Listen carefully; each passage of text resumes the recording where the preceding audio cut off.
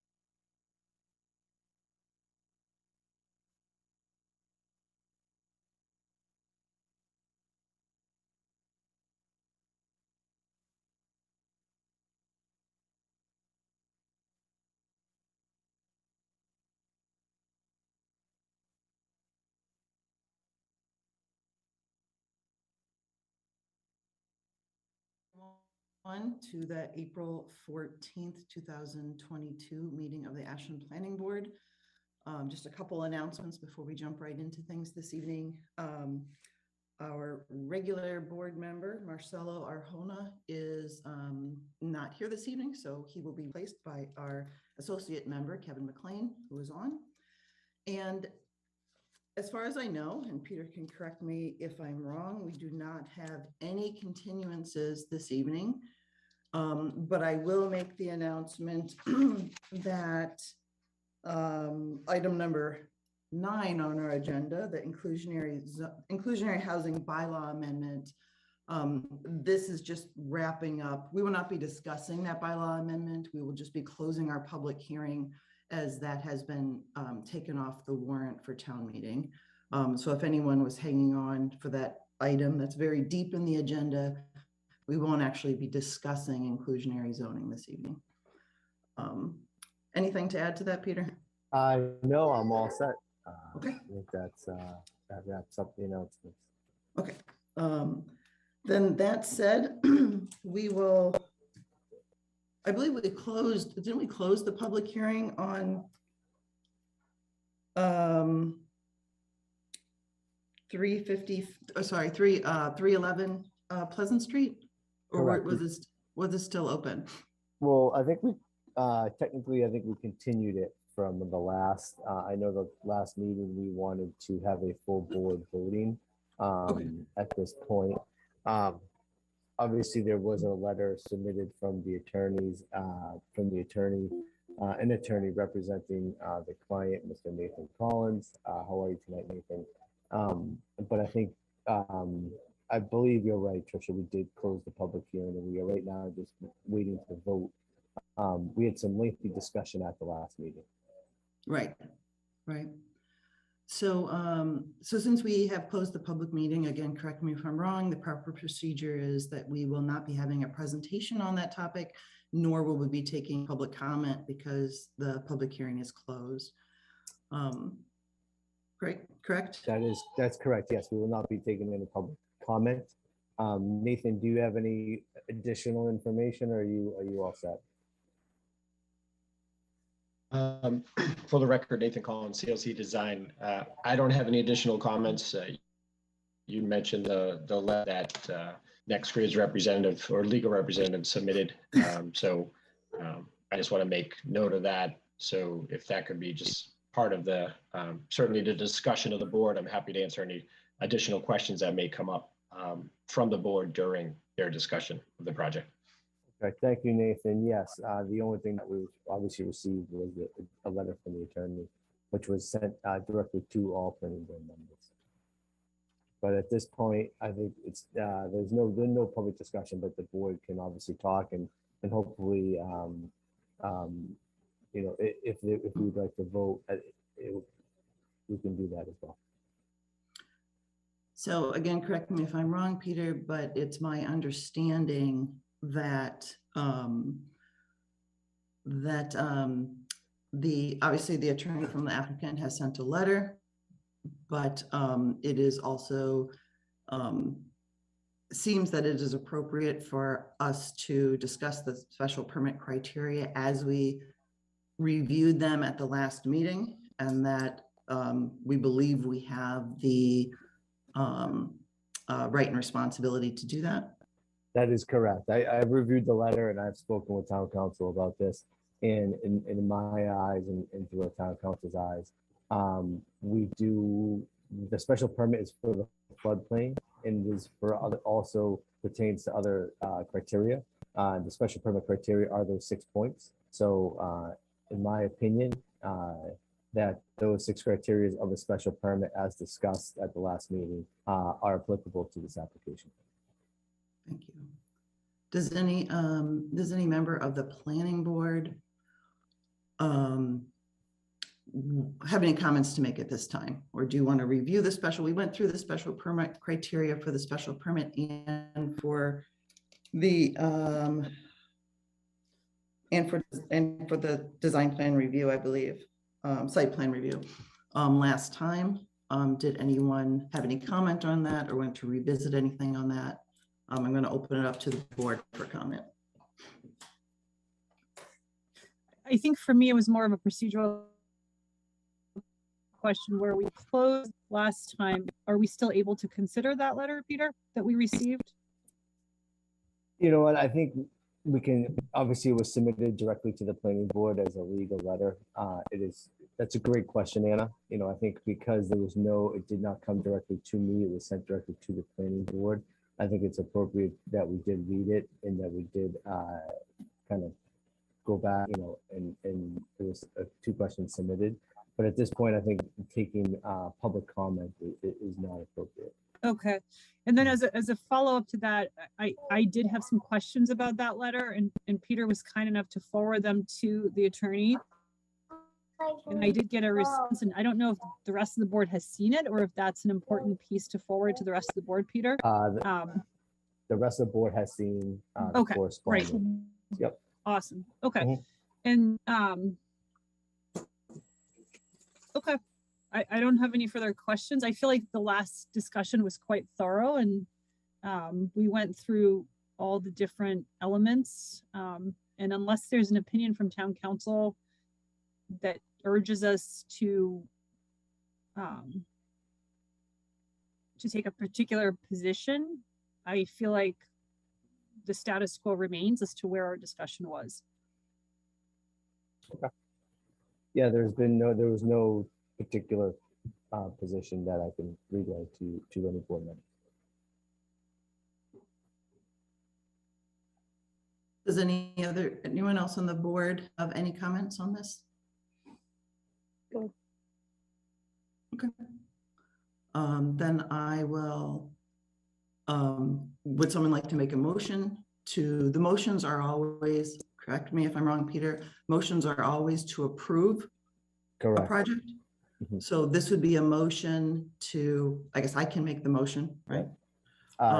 Tricia, before we go, Nathan does have his hand up. I just want to. Oh, I'm sorry. I did not just want to be see that. courteous to Nathan. Nathan, is there anything you want to add to this, please? You're on mute. You have to unmute yourself.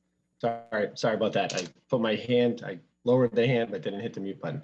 I guess just for my own information and for the record, can you elaborate as to the reasons why it's determined by the board why this project falls under the special permit criteria under 9.3.2 versus the special permit criteria strictly associated with the fact that it's in a zoning bylaw? I mean, I'm sorry, a floodplain overlay district, which would be 8.1.4 special permit criteria? So Nathan, when you read the bylaws, it is in floodplain zoning district. In that floodplain zoning district, it also says any other criteria applicable to, and that would also include the sections of the special permit criteria.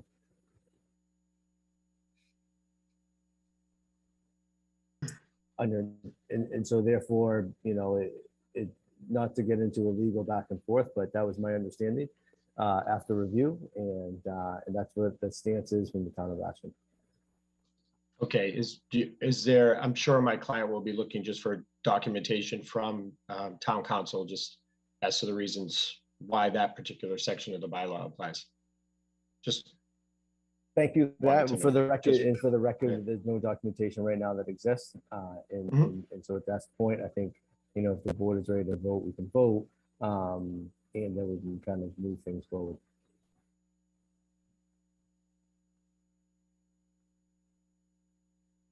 All right, so with that note from Peter, I make a motion to approve the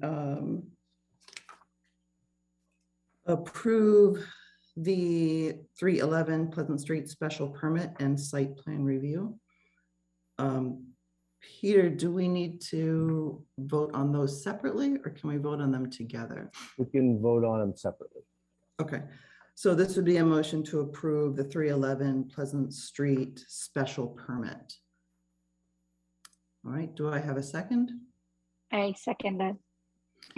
So a vote in the affirmative would be a vote for the 311 special permit. A vote against would be against the special permit. So we will have a roll call vote starting with Lakshmi. Lakshmi Krishnan, I. Deepa Venkatai. This is a vote, we're approving, this is a vote for the project, is that what This- you're saying? We need to So- vote in the we need to have the motion in the affirmative. And then you can vote affirmative or vote negative. If you're, okay, I guess I'm voting, I don't agree with the project as is, so I'm gonna vote in the negative. Kevin? You're muted, Kevin. Sorry about that. So I'm sorry, you said there's two separate votes, though, Tricia? This is, We need to vote the special permit separate from the site plan review, because they're really two things that have been applied for. So right now, for our purposes, maybe it really doesn't matter, but we're voting for the special permit at this point. We've always talked about them together, and we've reviewed all the criteria together, but we're voting on the special permit. So really, it's the entire project with two pieces. It is. That's my understanding. It's the Yeah. same, it's the same project, same vote, you're just gonna do it twice. We did this for the school as well. Correct. gotcha. All right. Yeah, okay, so Kevin McLean, aye. And Trisha Kendall, no. So that is a vote of 3-0. I believe this needs, It's actually 3-2, and the special permit would need a 4-1, a supermajority vote. So therefore, that vote fails. so it's Can 3-2. Can I just ask a question only because I may be absent one day? I realize Kevin is voting. Will he be able to vote for us if we're absent in the future as well? Yeah, so Okay. Kevin is able to vote on this because, and he can, because he attended all the meetings. Awesome. Okay. Therefore, as an Just so associate I- member, he takes a voting. role. So I guess, Peter, I wasn't actually present for the last meeting. You're I allowed to miss reviewed some of one. the tape, but That's the Mullins rule affidavit.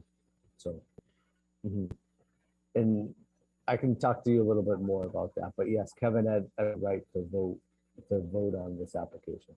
Yeah, and I'm not questioning his right to vote at all. Just curious for how we're doing it procedurally for the future when someone is out, so we can be consistent. I don't think we as a board have ever discussed it, so I think this is, at least I haven't seen it yet. So, Okay.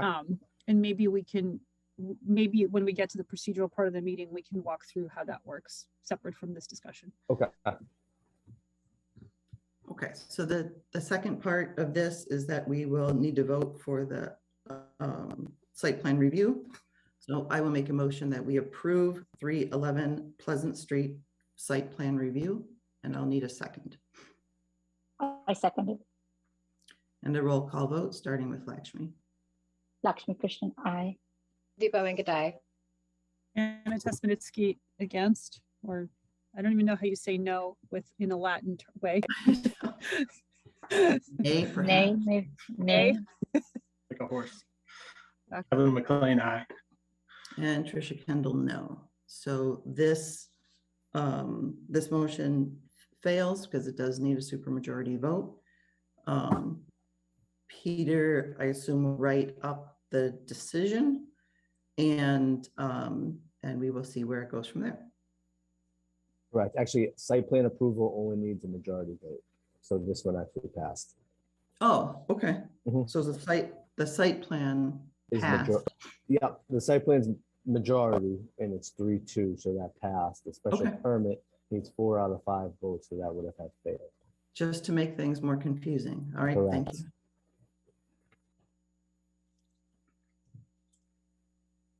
Yes, and I will obviously write a decision, and obviously we have to file that with the town clerk within 14 days.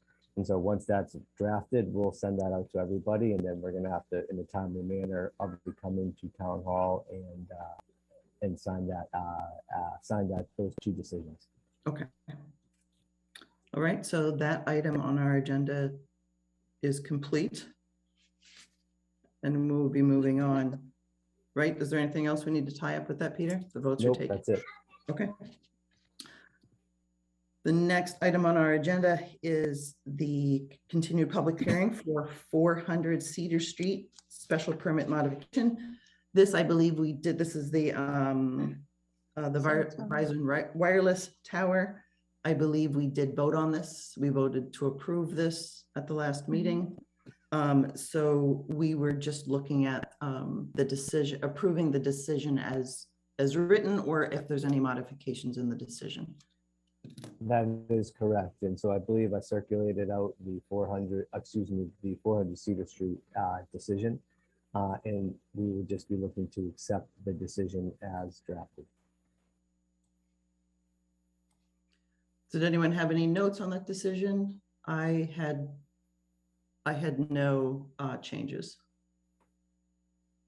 I haven't had a chance to glance at it. I'm doing it now. Give me a Okay. moment. So I think that was attached to an email sent today, was it, Peter? Yeah, it was just It was tight. from Emma. Yeah. It was from Emma. Actually, it was on April 13th, yesterday. I don't have any changes. I didn't, realize I was in mute. I don't have either. No, you don't, oh, okay, no changes? No changes. All right. Anyone want to make the motion on this one? This would be a motion to approve the decision as written.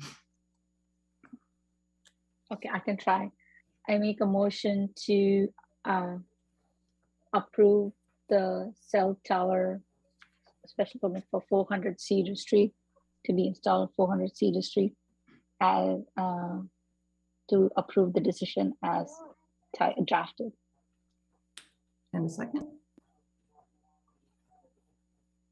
I'll second that. All right, and a roll call vote, starting with Lakshmi. Lakshmi Krishnan, aye. Deepa Venkatai. Anna Tesmanitsky, aye. I wasn't here to vote on this one. I think Marcelo is signing that decision. Do I need to Oh. vote on this? All right, so Trisha Kendall, aye, and that should be enough in any case, right? Yep. So Kevin will go down as an abstain or just a no vote? He'll just go down as an abstained, a no vote. Thanks for the heads up on that one, Kevin. It's hard to keep track.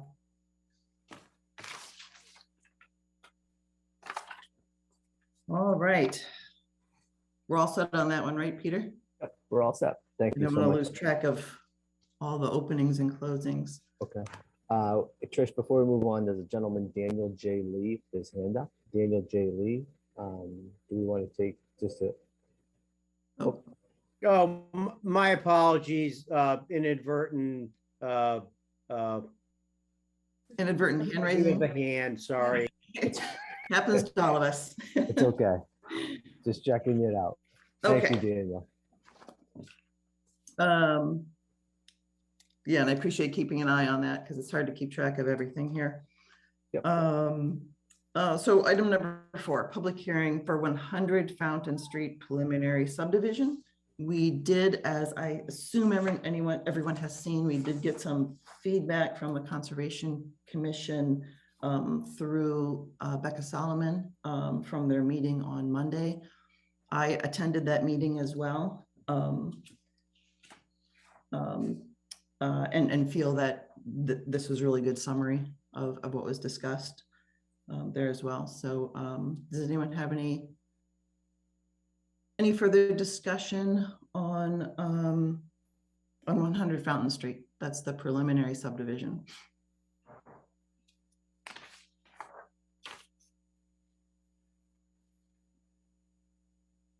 I guess my main question there is, I know this is the preliminary approval that and takes it to a much more intensive review, but the fact that they had that higher driveway or new road, paper street, they call it, I believe, on the higher portion of the roadway there, is that locked in at all that won't be a real roadway and will be a shared driveway?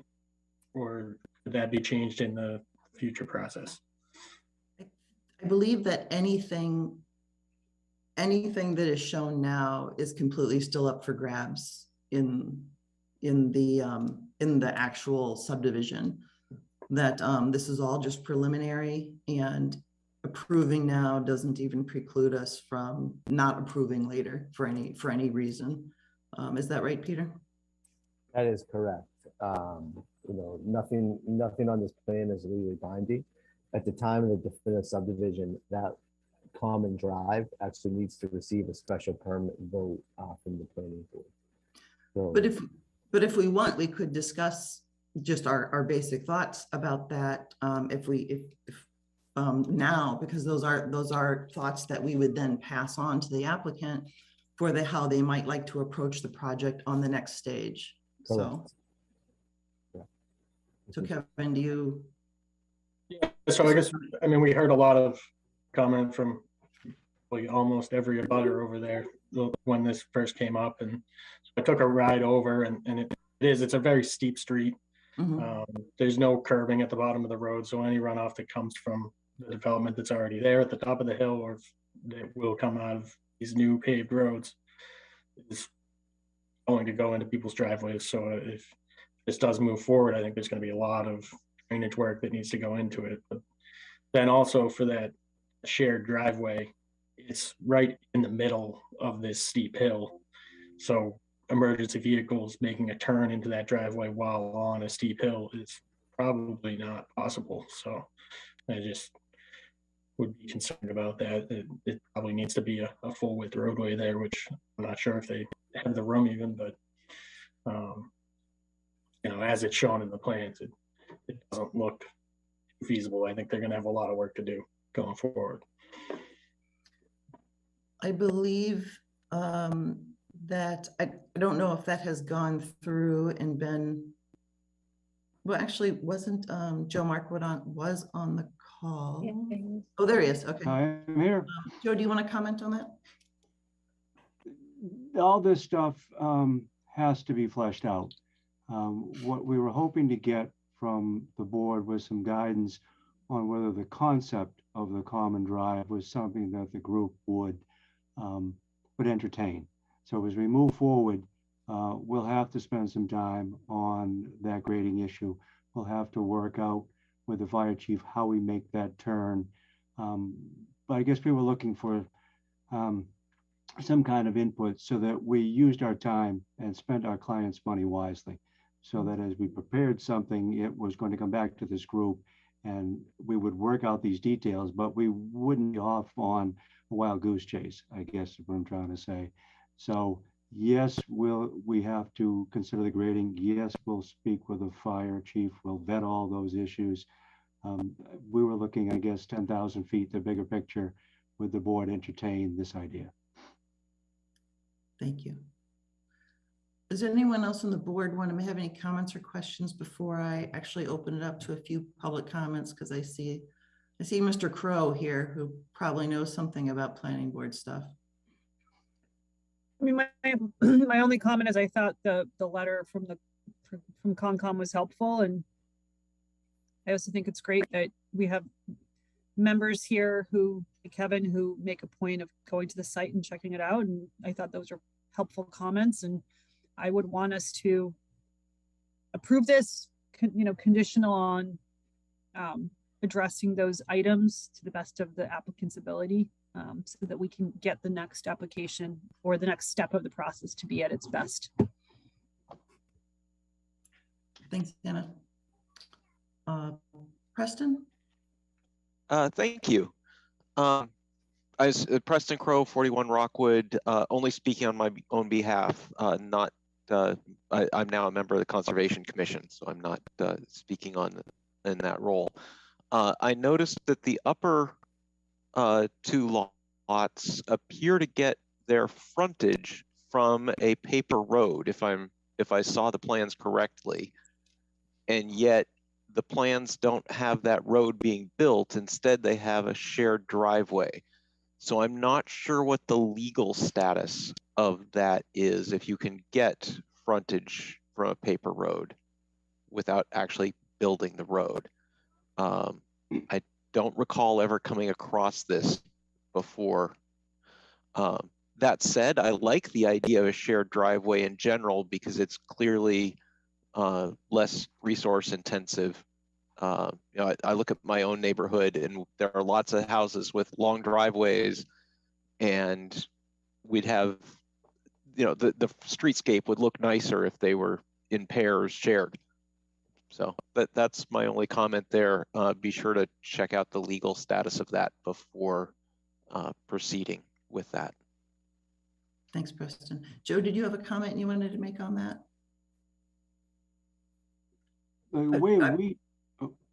I thought maybe you had wanted to answer a question there. Oh, no. I was just going to share some insight, but no, we can move forward, whichever you prefer. If you have some insight based on Preston's comment, I'm sure we'll be happy. Yeah, to hear. we feel that the roadway has been established, and this is more along the lines of developing construction standards for the surface, the traveled way. The right-of-way will exist. Some portion of it will not be developed strictly according to guidelines you have in your regulations regarding width, chiefly with grading, sidewalks, the standard cross-section from left to right. It's more a reduction or an alteration of construction standards to fit the scope of the site. So we feel we have a roadway. What we want to build is something that's more appropriate for the use. Okay, great, thank you. And I see one more hand raised, Mr. Tessassini.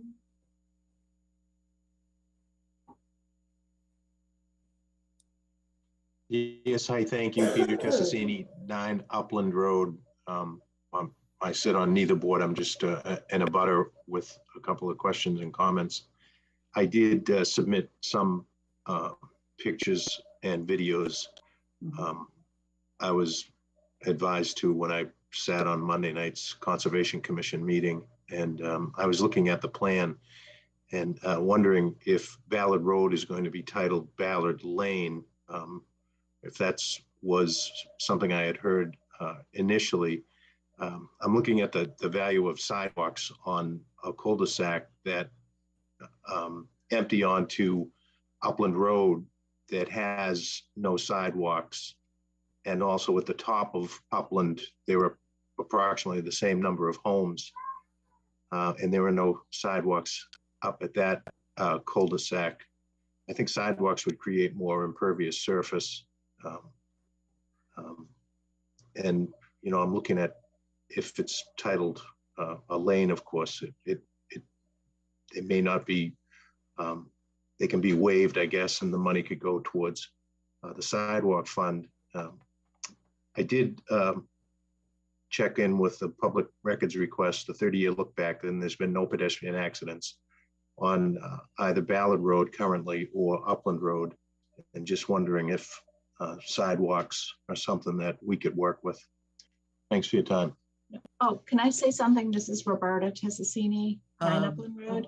Okay, didn't know where the voice was coming from. I'm the one that took the pictures and video of the water that's bubbling up from the road surface, and it travels down Ballard Road. My main concern, and that water is always there. It's always bubbling up. There's algae growing around it. It's always there. So my concern is when they build a road, an actual road, where is that water going to go? Because it's always going to be there. So I'm just wondering how they're going to address it. And also, can we request a hydrology study to find out where that water, that groundwater is coming from? The hydrology study was also included in the Conservation Commission's notes to the planning board. So we will, when we're done with public comment, that the planning board will be discussing the things that they would like in the conditions should we approve the preliminary subdivision. Okay, because so yeah, we did get those We did get the notes, the Conservation Commission did include that note, that comment in their notes to us as well. Okay, because it's just our house, like we will be the recipients of all that water coming off of that street as we are now. So that's just my main concern. Right, understood. Okay, thank you. Thank you. Okay, seeing no other, well, Mr. Lee, are you wanting to comment Yes, on? that Okay. is a legitimate hand raise at this time. Thank you. Okay. I just have a question. Dan Lee, 20 Upland Road. I just had a question relative to the logistics of, I'm a little bit confused with respect to you approving a preliminary plan. You went to the Conservation Commission. What are the logistical steps of this approval process, just for the benefit of, you know, the abutters that aren't familiar with the logistics of this? Peter? Yes, I can take this. Thank you, Mr. Lee. Peter Matchett, Town Planner. So logistics is number one. This is the first step. The preliminary subdivision is what it is, preliminary. Upon approval, the town, you know, approves the plan at a preliminary level. It's not legally binding, and it just kind of it's there, right? The next step, which is the most important step, is the definitive subdivision. A definitive subdivision is developed, and that is actually the legal and/or it's a legal vehicle which would therefore create the lots and actually split the land, break the bread. And so that is the next step. In that step, the town of Ashland will be looking at all analyses and issues concerning stormwater that is going to transpire with the development of this roadway. Additionally, this project is going to have to receive a stormwater permit from the Conservation Commission. And I believe a small portion of the roadway may be within the 100-foot, the 100-foot, 100 feet of an existing vegetated area and/or wetland. So therefore, the Conservation Commission is going to have to review this in two different folds. Number one, within the proximity of the wetland, and number two, the stormwater management of the roadways. And so that is the next step. And the next step is a little bit more detailed, and it's going to actually look into the design of the roadway, how the roadway is constructed, and also the infrastructure in relationship to the stormwater. Okay, thank you. Thank you for the clarification. Yeah, one other question. I may be off topic, but you know, there was a 40B proposal for Outlook Commons. It was a number of years ago, but I believe the property above me, which is 23 Upland Road, is still kind of under contract as an emergency exit for that plan. And if that is still under some binding legal agreement, it directly abuts the driveway suggested for the upper two properties. And I don't know whether someone could look into that and confirm whether that's something that could come back later on and you know, be part of the holistic issue here. Just soliciting any kind of feedback or recommendations on whether someone could look into that. Dan, I'm happy. Daniel, excuse me, town planner. I'm Peter Matchett. I'm happy to look into that. I've seen the site plans for Outlook Commons. I believe that was a number of years ago. I can't mark the actual year that the plans were submitted to the town. Correct me if I'm wrong, I do not know if that was an approved 40B, if it was never voted upon. Steve Greenberg is shaking his head. Thank you, Steve. I also do know it's the lifespan of a 40B is 3 years, and so I can tell you that I highly doubt that if there was any permits, they would not be live. If there is a agreement, such as an easement or a legal documentation regarding the emergency access, that we can look into that, but at this point, I do not have any knowledge of that. Okay, if you could do whatever you can to look into that, I'd appreciate it. It is quite dated, but again, I wouldn't want it to pop up and then we have these two abutting accesses to the 20 Upland Road or to Upland Road. Yeah. Thank you. Thank you. Now it's on my radar. Thank you, Dan. Okay, so Peter, if and when this gets submitted for a definitive subdivision, we will want that information to review and make sure there's no conflicting easements or anything on the property. Sure. I assume that's par for the course. So at this time, if everyone's in agreement, we can close the public hearing for 100 Fountain Street preliminary subdivision. Seeing no other hands, I will make that motion. Is there a second? I'll second that. Thank you. And a roll call vote just to close the public hearing on 100 Fountain Street preliminary subdivision, starting with Lakshmi. Yeah, Lakshmi Krishnan, aye. Deepa Venkatai. Anna Tesmanitsky, aye. Kevin McLean, aye. And Tricia Kendall, aye. So we've closed the public hearing. And now just any general discussion by the planning board on this preliminary subdivision. I think for my part, there's obviously easily visible and, according to the residents, things that need to be dealt with in the site, maybe things that were dealt with poorly in the past. As far as stormwater goes, thinking about the Fisk Road development up on top of the hill, which I've heard has caused a number of problems over the years. The steepness of the site itself, maybe even problems with how the houses were originally built. Obviously, they're much older, maybe they're much older, so things were done in a different way. So there may need to be obviously not only mitigation services for the water, but maybe even some other things that may need to be corrected that maybe were done poorly in the past. So I think those are very known. I think the Conservation Commission, like I said, had a good summary of those things, and I believe those should be included in the decision on this, because that's really a guideline for the project if it decides to continue.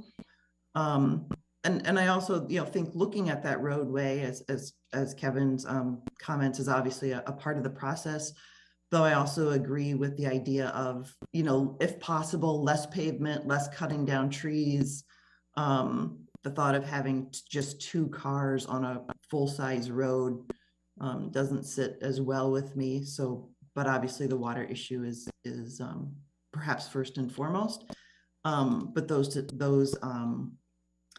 solutions haven't even begun to be really explored yet. So that would be in the lap of Mr. Mark Wadant and whoever else is on the project to approach those problems and find potential solutions for them. Any other comments from the board? Anyone else want to jump in?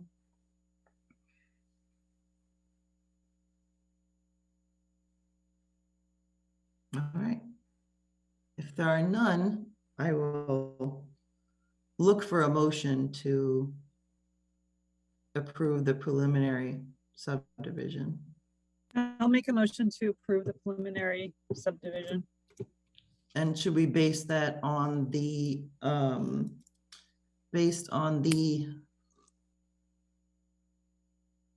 criteria, I guess, laid out in the notes from the Conservation Commission, that those should be part of the decision? Sorry, didn't add that very eloquently, but you know what I mean. So I can make a motion to grant the preliminary subdivision subject to the input received from Concom. Good enough, Peter? Yes, I 100%. The input that was received from Comcom, obviously the input that we heard from the abutters concerning stormwater access and all the information that we did get from that point. And I do just want to bring up the fact from a hydraulical study, I think that can be part of the stormwater study, which is obviously going to have to be produced by Mr. Macadon at the time of the definitive subdivision. That can be put in our decision as well. We can put that in our decision. And I think the other thing is just to note, I'll put in the decision that the definitive subdivision will be reviewed by a third-party consultant from a professional engineering standpoint, as any project would be done. So I think we can wrap that up together to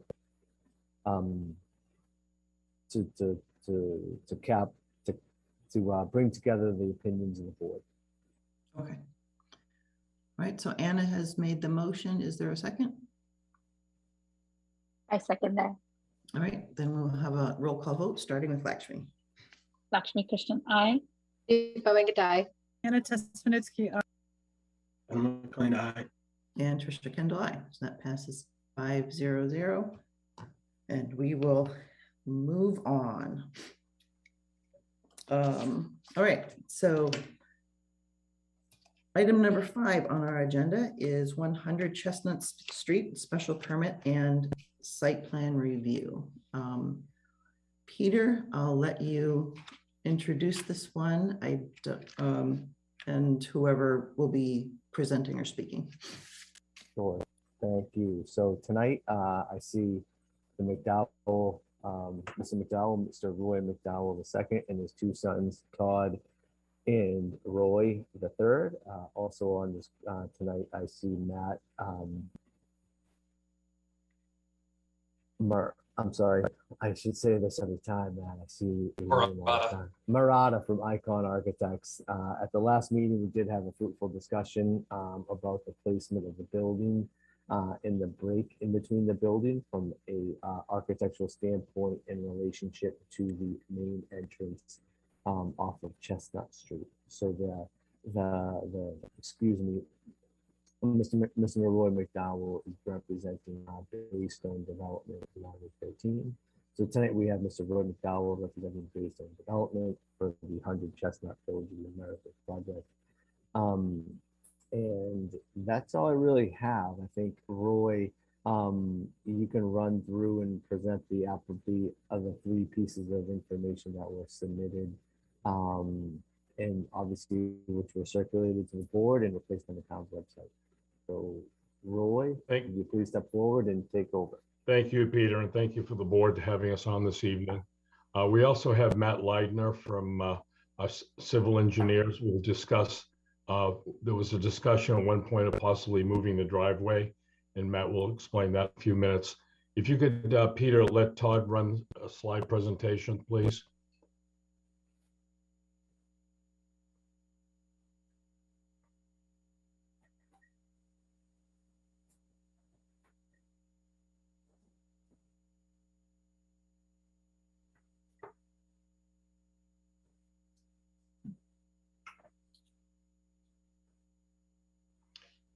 While we're waiting for that, I just want to let the board know that Todd and I met with the Trails Committee this week, and I think there are 5 or 6 members of the committee. Had a very good discussion with them. We did a walk with them through the cemetery area, a potential location for a crosswalk, got a better understanding of what they're trying to achieve, and we're going to have an ongoing dialogue with the committee. Okay, you've seen this before, but I'm going to run through a few fairly quickly. This is that was not quite that quick. This is the front of the building here. The 2 buildings, as you can see, along Chestnut Street. Looking in, you'll see the retail commercial component and updated architecture. Next one, please. again, you've seen this, the amount of square footage of commercials, 174 units, 358 parking spaces, and the various components of amenities. Next, please. This again just gives you a sort of a site overview of the site. And you'll see that little blue dog park area, which we did flag out. We happen to walk that with the Trails Committee as well. And for anybody that wants to go by and see the flagging, you'll get a sense of where that dog park might be. Next, Roy, please. you're going to touch on the trails walk that we had on this slide as well.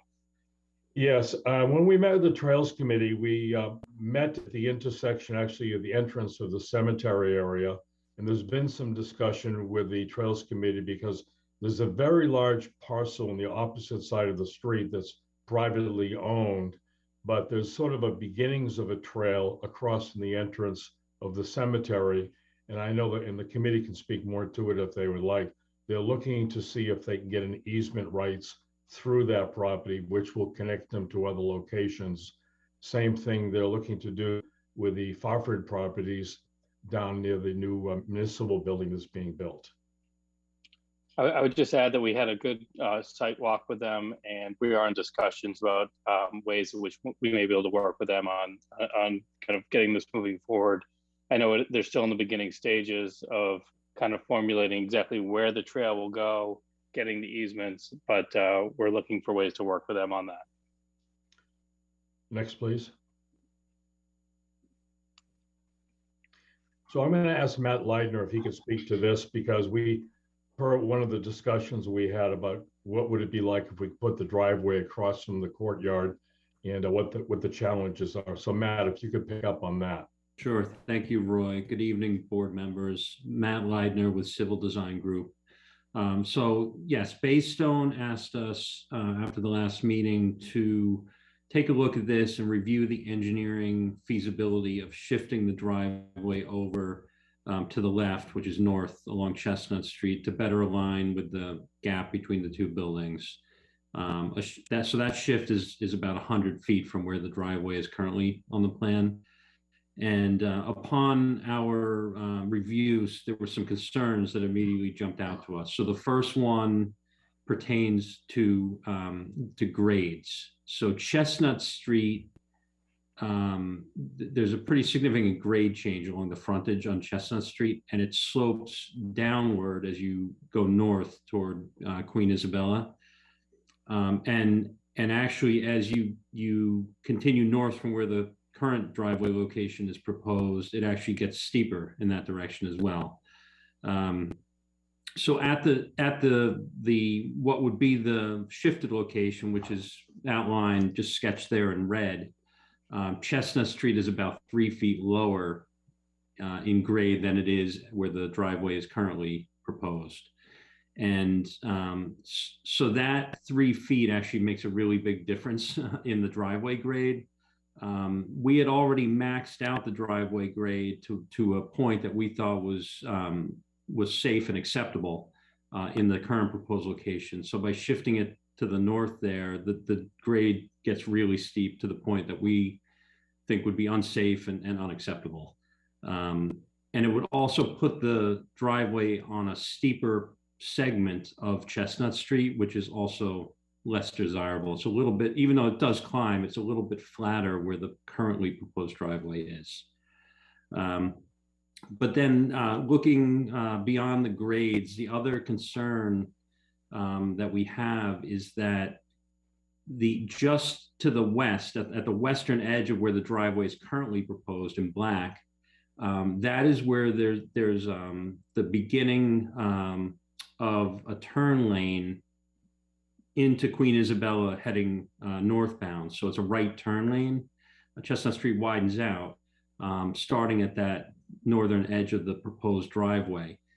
If we were to shift the driveway over further north, it would cut into that current taper, the current turn lane, and wipe out about 100 feet of it. So it's definitely undesirable to have a driveway come into a taper like that.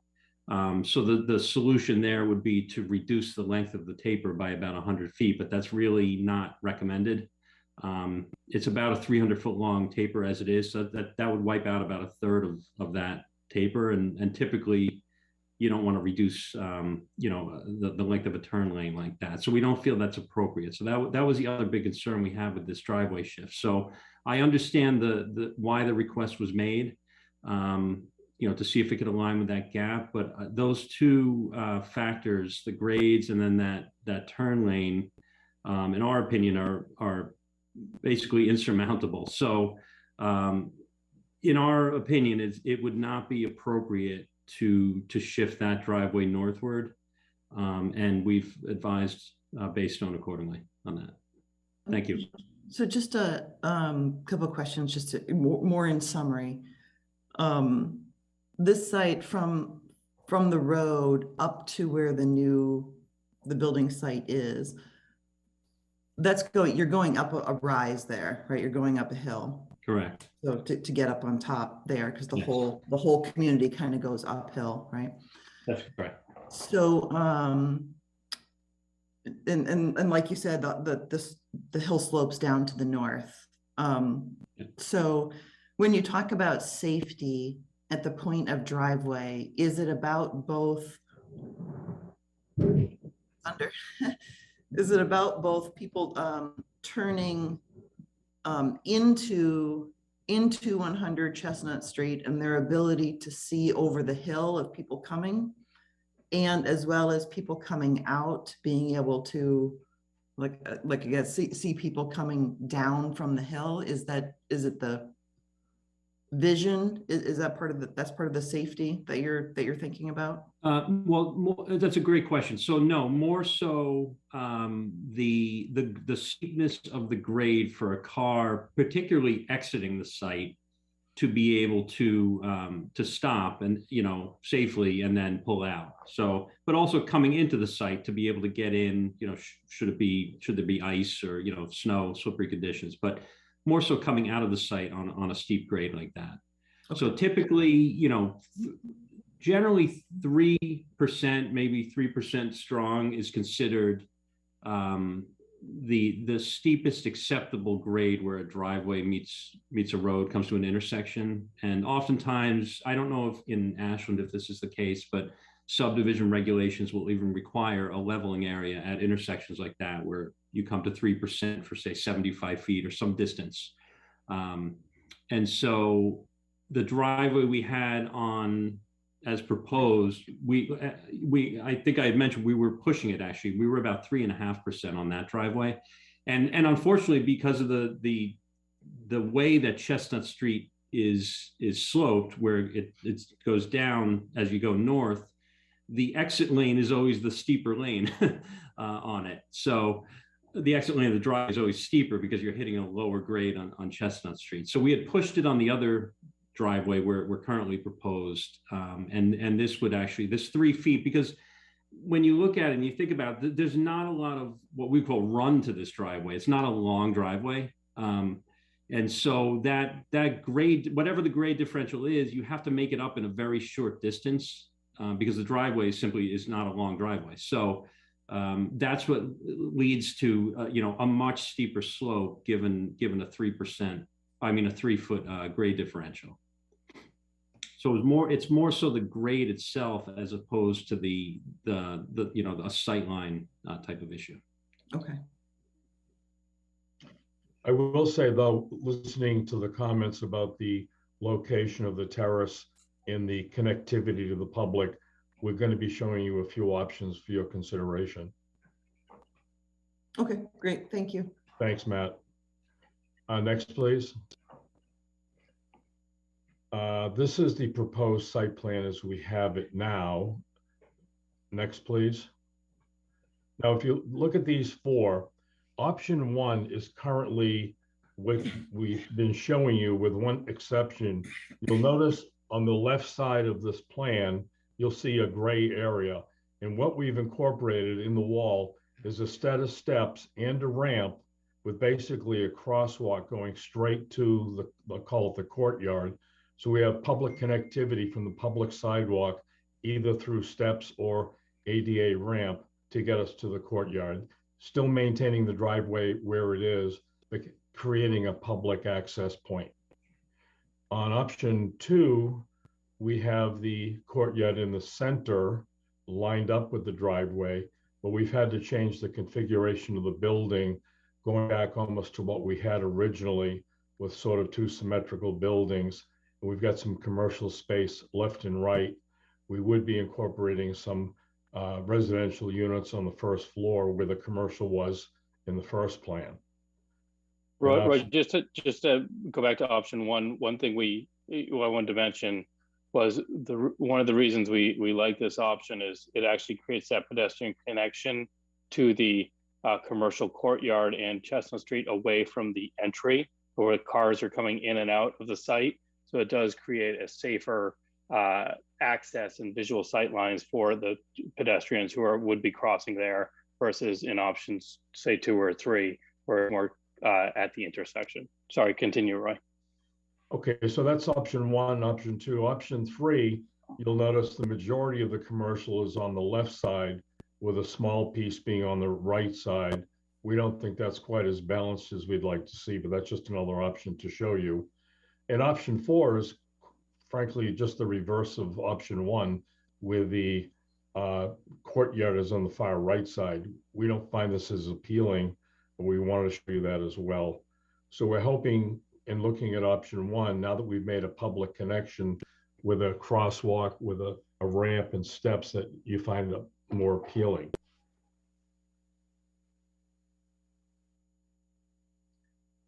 Any thoughts on that?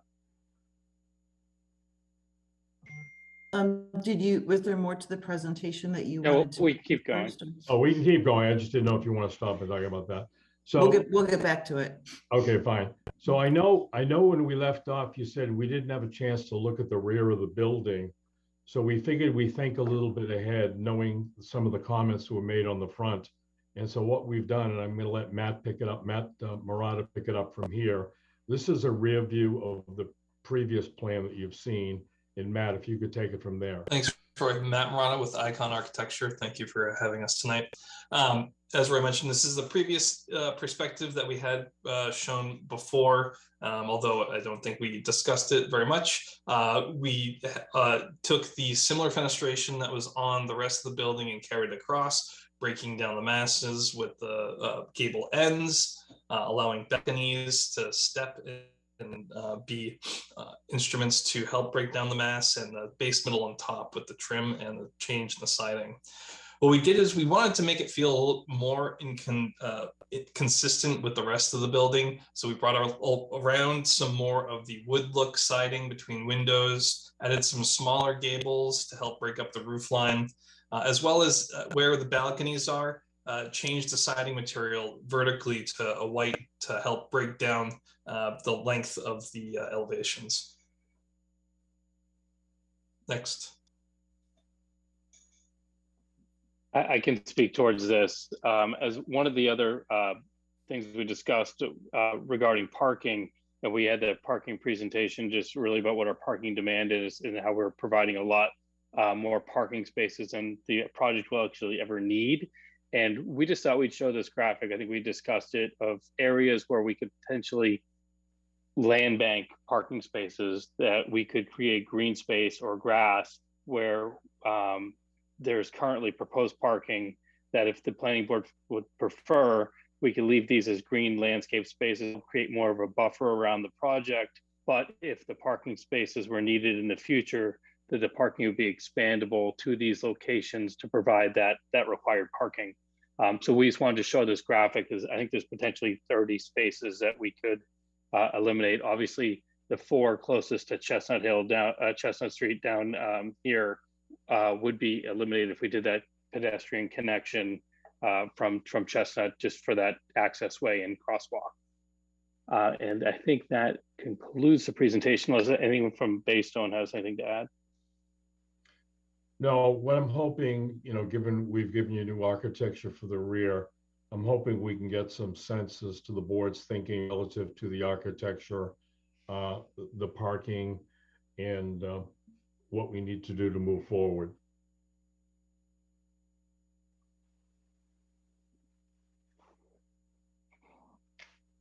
All right.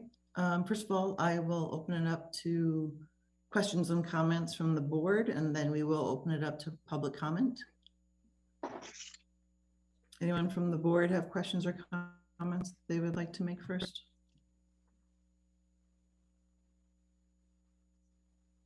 I can go. Great job, Matt and team. I think this project has come a long way from all the updates that you've done, and felt like you're hearing us, and that's a great thing. You took off the screen very quickly, but I was curious to see the front elevation and that new rendering that you've created, just to kind of connect the two. And to me, for a second, it felt like I got disconnected, but it feels like. All right, I'm going back to it right now. Oh, this graphic. This graphics on the walkway, I think you still, I still like the first option. Obviously, that feels like it's a better balanced one, but I'll be curious to see how that 3 feet elevation change that you said you were struggling for the entry, how that will really dissolve as you develop this, when you create really a pedestrian. You would have stairs on this side, and then a handicapped accessible ramp here. And I think we, yes. You have a blow up of that. Yes, I can bring that up 1 second. You managed to fit in a 36 feet ramp there? I would talk to Matt. Did you take a look at that, or Eric? Take a look at that. So with the access from the road and we have the wall there as well. So from the sidewalk all the way to the end of a parking spot, and then you cut back towards the road, we were able to achieve more than a 36-foot entrance on that. So we would easily be able to get the percentage for a handicap ramp in there. Awesome. That's great. I'm just bringing up a larger version of that. I'm just trying to get it open. Did you also have like a kind of a rendering started up to see how that now new addition changes your frontage? We haven't gone further in depth. Matt, do you want to take it? Yeah, no problem adding it. We just haven't had a chance to do that yet. Okay. So if you look at this plan, you'll see it's a little larger. Todd, is there any way to blow that up, or is that it? No, that's okay. That looks like that's good. Okay, so you'll see to the left, you'll see the steps, obviously with a handrail, and then to the right, you can see the ramp coming up, and then there would be a dedicated crosswalk going right straight through to the courtyard. So it's a nice public connection to that courtyard. Okay. Trying to zoom in a little.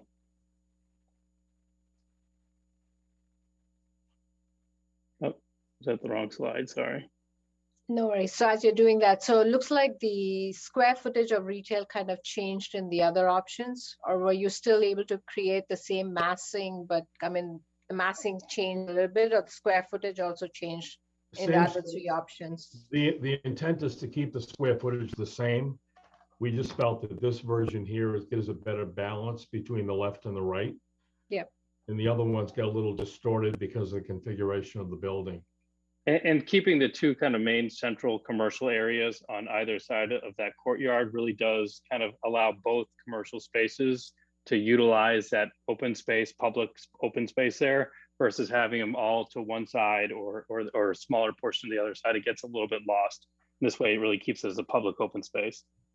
True. And it kind of, it does not mess up with that swimming pool that you have. It still creates a little bit of privacy for the residents. True. Thank you. Thank you. I agree with Deepa that I still think option 1. I totally understood where Marcelo's comments were coming from about the alignment, but I can see by the landscaping and paving across from the entry that it's beginning of a design that kind of bends you toward the plaza and that commercial entryway. And so, I personally am okay with that. I like the pedestrian walkway across too. I think that could potentially help the site a lot to be used. I also like it. I think as Deepa was saying, that the separation a little bit between the public space and what's really a private space. And I've always liked the asymmetrical. When the project was symmetrical, it kind of really seemed like something that had just landed, on the site. And I think the asymmetry of it gives you a little bit more opportunity, has given you more opportunity to break down the appearance of the building. Obviously, it's still large, but to break the appearance of the building so that you can really read it in terms of different volumes. I do think that kind of reading of it, which is, I think, getting more successful in the front, still needs more implication in the back, because I feel like here's the backside of this building, which is what all that community back there sees. And it's nice and clean and crisp, but it doesn't have the character that the front does. And so, designing in 360, we would really like to see, it doesn't have to be the same character because it's not commercial space, right? But it still needs to have a sense that not being kind of the leftover back of the building. Because actually all the condos up there, the 4-unit condos, they're kind of designed in the round, right? Because they're 4 units, there's no backside, really to them. And I think this building needs to have the same approach, that there's no back, they're just different. But I think it's moving in the right direction. I think the gables on top is a little gesture in that direction, but the facade is still very flat relative to the other sides of the building, and wondering how it can, I know sometimes those deep cuts into the facade are hard to do actually inside with your units. So there could be other ways of doing it, but to have it read, have a little bit better view from all the condos in the community back down to this building, something a little bit more approachable. The other comment I would say, I really appreciate you working with the Trails Committee about what, how you might lend a helping hand there. I think that shows, as Anna had mentioned last time, about how we do Wildwood District, how you can make the argument that yes, you are fulfilling what the Wildwood District says in the bylaws. And those are the things that we have to judge the project by. We don't just get to say, yes, I like it, no, I don't. We have to look at the bylaws and see, are you doing this? Are you doing what the bylaws ask?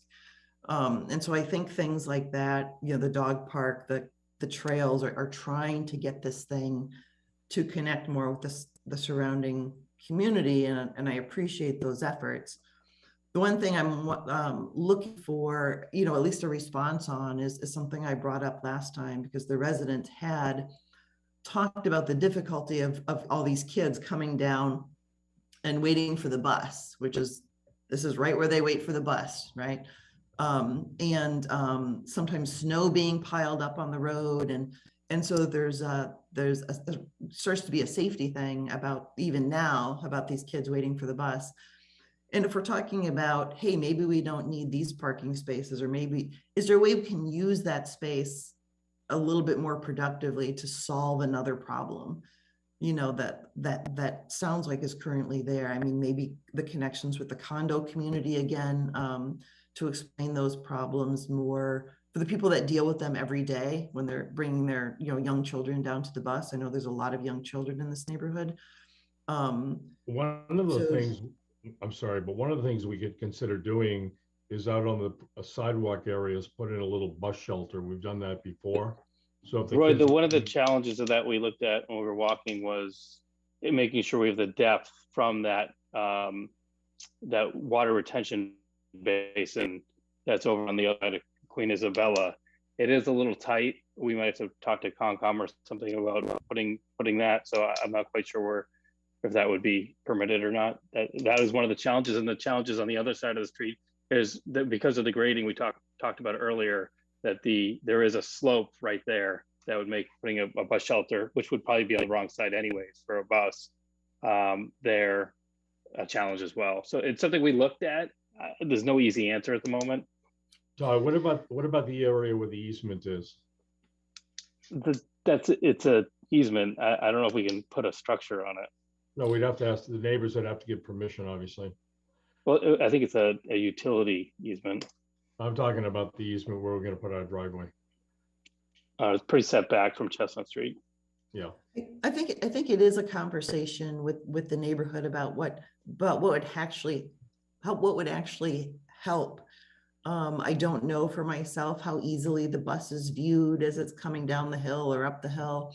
But these parents probably have a pretty good view on that, so that we're not just potentially putting up something that doesn't actually solve the problem. So I think that it might be a really good opportunity to engage with the community again, saying we're trying to help alleviate an existing problem through this construction and how do we start to solve that? What are kind of the starting conditions? What are the facts that would help you, give you some information about what a solution then might be?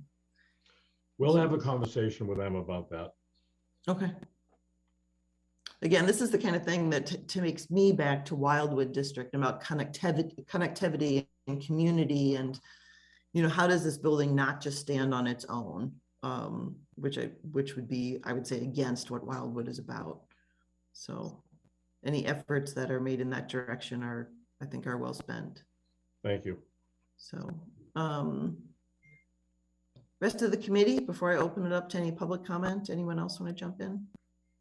I can quickly just and I don't have an architect brain like some of the rest of the members of the board here do, but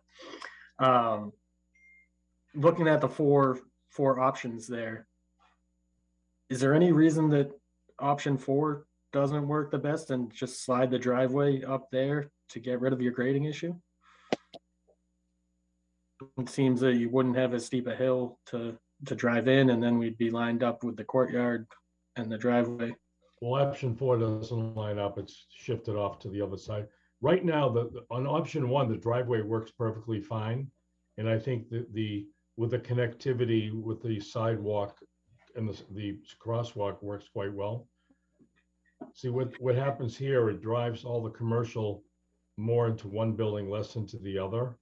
And I think it drives the commercial away from the kind of you have more parking over to the left, and you'd rather have retail and commercial center over focused on this corner versus kind of lost over on this corner. That's what we've talked to some potential brokers and everything about, that everyone seemed to prefer the other location for the commercial retail location.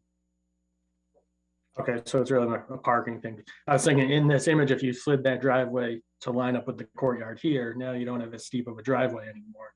You're kind of out of the retaining wall and more even with Chestnut Street. Yes, it does continue up. I think we'd have to bring in fill at that point because we'd be raising the grade for, I think, the rest of the site. So it would be a big import of material as well to raise the grade so it all matched up with the higher elevation up here. It's just another one of the challenges. So Chestnut Street's actually above the site over there? Is that what you're saying? So no, it is, Chestnut Street at this elevation is higher than this elevation. So we're grading the site to be sort of on par with this elevation versus grading. We were trying to keep the site on balance as much as possible. So we're not bringing in fill, we're not exporting fill, as at least keeping it as reduced as much as possible. If we raise the site to the elevation up here, which is 2 or 3 feet higher, then we'd have to kind of raise the whole site 2 or 3 feet higher over towards the left. And the other thing we're going to do is, I'm sorry. If the parking lot stays at the same elevation it's at now, then so I guess you'd be coming that down. Courtyard, wouldn't you be even with Chestnut Street? Todd, may I? Yes, go ahead, Matt. You're the civil engineer. All right. So I think, thank you for the question. It's a good question. So yeah, where the driveway is in the middle there, where it's shown is sort of like the break-even point where it's maximizing, the earthwork on this. It's optimizing the earthwork on the site. The Chestnut Street is higher than the site at that other location, to answer your question. So the site would actually have to be raised up to get up even with that location. So Chestnut Street is higher than the site at that location. Okay, so somewhere in between those two is where you would come in level off of Chestnut Street. That's right. Okay. The other point, Matt, I think is important was not only the grades, which we took into account most importantly, but the way it is now, the entrance sort of comes in almost to the center of the site. So you get a nice distribution of traffic left and right into the site rather than having it heavily loaded to one side or the other. That's right. That makes sense, and especially with all the parking on that side. But my other question was, in that rear elevation, we don't see any of the parking that's shown in the overhead view. Is that just a facade across the back there, or is that parking underground? No, it's screened. So we would do carry the same fenestration with the fiber cement siding down, and then where we show the openings like windows above, they'd be framed out, but they would have a mesh infill in them. It's hard to see in this perspective. We can next time we come, we can do a little bit better job of showing you a frontage shot of it. But essentially, to make an open garage, we need a certain percentage of openings. That's what we're planning on doing. So we're going to utilize those openings for the open garage ventilation, and they'll be screened.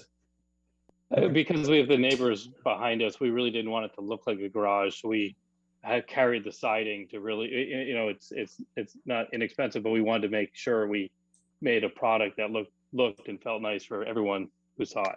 So that's why we brought the siding all the way down. I appreciate that fact. I just wanted to make sure it was being shown accurately there. Thank you.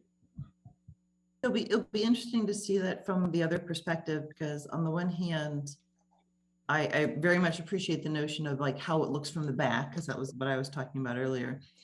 On the other hand, I'm not sure, and maybe I'm misreading, like it doesn't necessarily need to look like a residence either.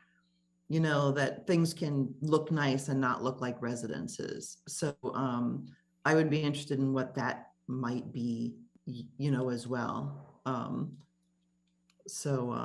Just something to keep in mind as we focus on that back facade and take a closer look at it next time. It could also be a sort of a shuttered ventilation, but it looks residential, but allows air to breathe into the garage area. Yeah, I think there's just a lot of creative ways to use materials that can create a beautiful wall or facade, but not have it be something fake, which I think always kind of, you know, never kind of sits quite well with me. Okay. So, yeah, another little mini design problem on this thing. Any other questions from the board? Okay, then.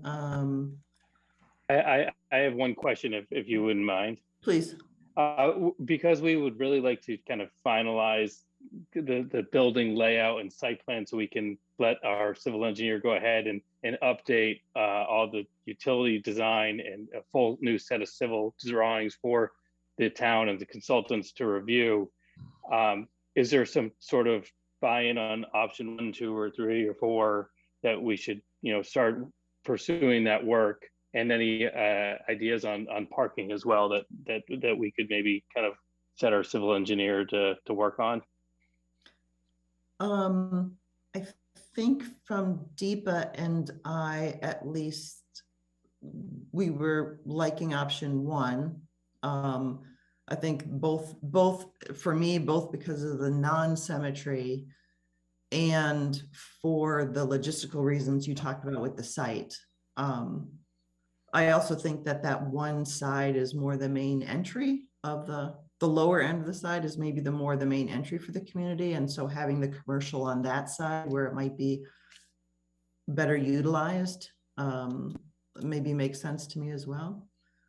But does anyone else on the board want to weigh in on the site options? 1, 2, 3, or 4?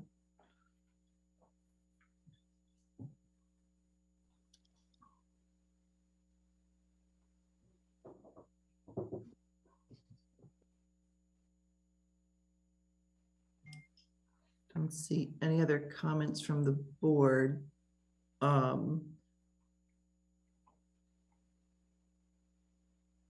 Having trouble seeing everyone. I mean, I'm curious to hear, you know, the design perspective, if you will, of Deepa and Trisha, but, you know, I'm certainly not an architect. I think I'm as far away from that as you can get. Um, I have a law degree, not an architect degree. But in looking at this, I'm thinking about connection and connectivity. And I think these are thought out as far as being open to the outside community, the commercial space, and they're giving residents privacy. So on balance, all four seem to be doing that in some way. I feel like visually and kind of aesthetically, I lean more towards, for whatever reason, more towards 2 rather than 1, just because it feels more, maybe more balanced, more symmetrical. For whatever reason, I prefer that. But again, I'm not an expert in this. And I think as long as we find a good way to make the people in the neighborhood feel connected to the space, since it's part of that wider neighborhood, the better. So I guess just to talk a little bit from the design perspective, and these are things that Deepa and I were talking about today, was that first of all, with option 1, to me, and it's the same as option 4, but given the explanation of the site, I don't think option 4 really works logistically. And I still think like the retail belongs on the other side, given, granted my limited knowledge of the site, I do know people up there, so I have been up there. So one part is the separation of that very public retail plaza that's been created, and say that area where the pool is, which really isn't intended to be the public, someone who might just be coming to one of the retail shops, and in fact will be separated, I think, by a fence, right? Because the pool has to be protected. So in a sense, it separates those two things, public from private. In this case, it creates a public space and it creates a private space, versus having them be so connected. The other thing to me is that when the original design, which we saw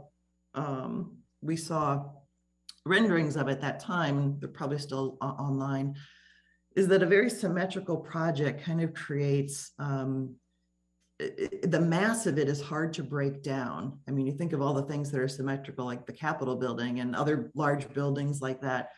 It's very hard to get them down in a sense, to break them down into a pedestrian scale when you're dealing with symmetry.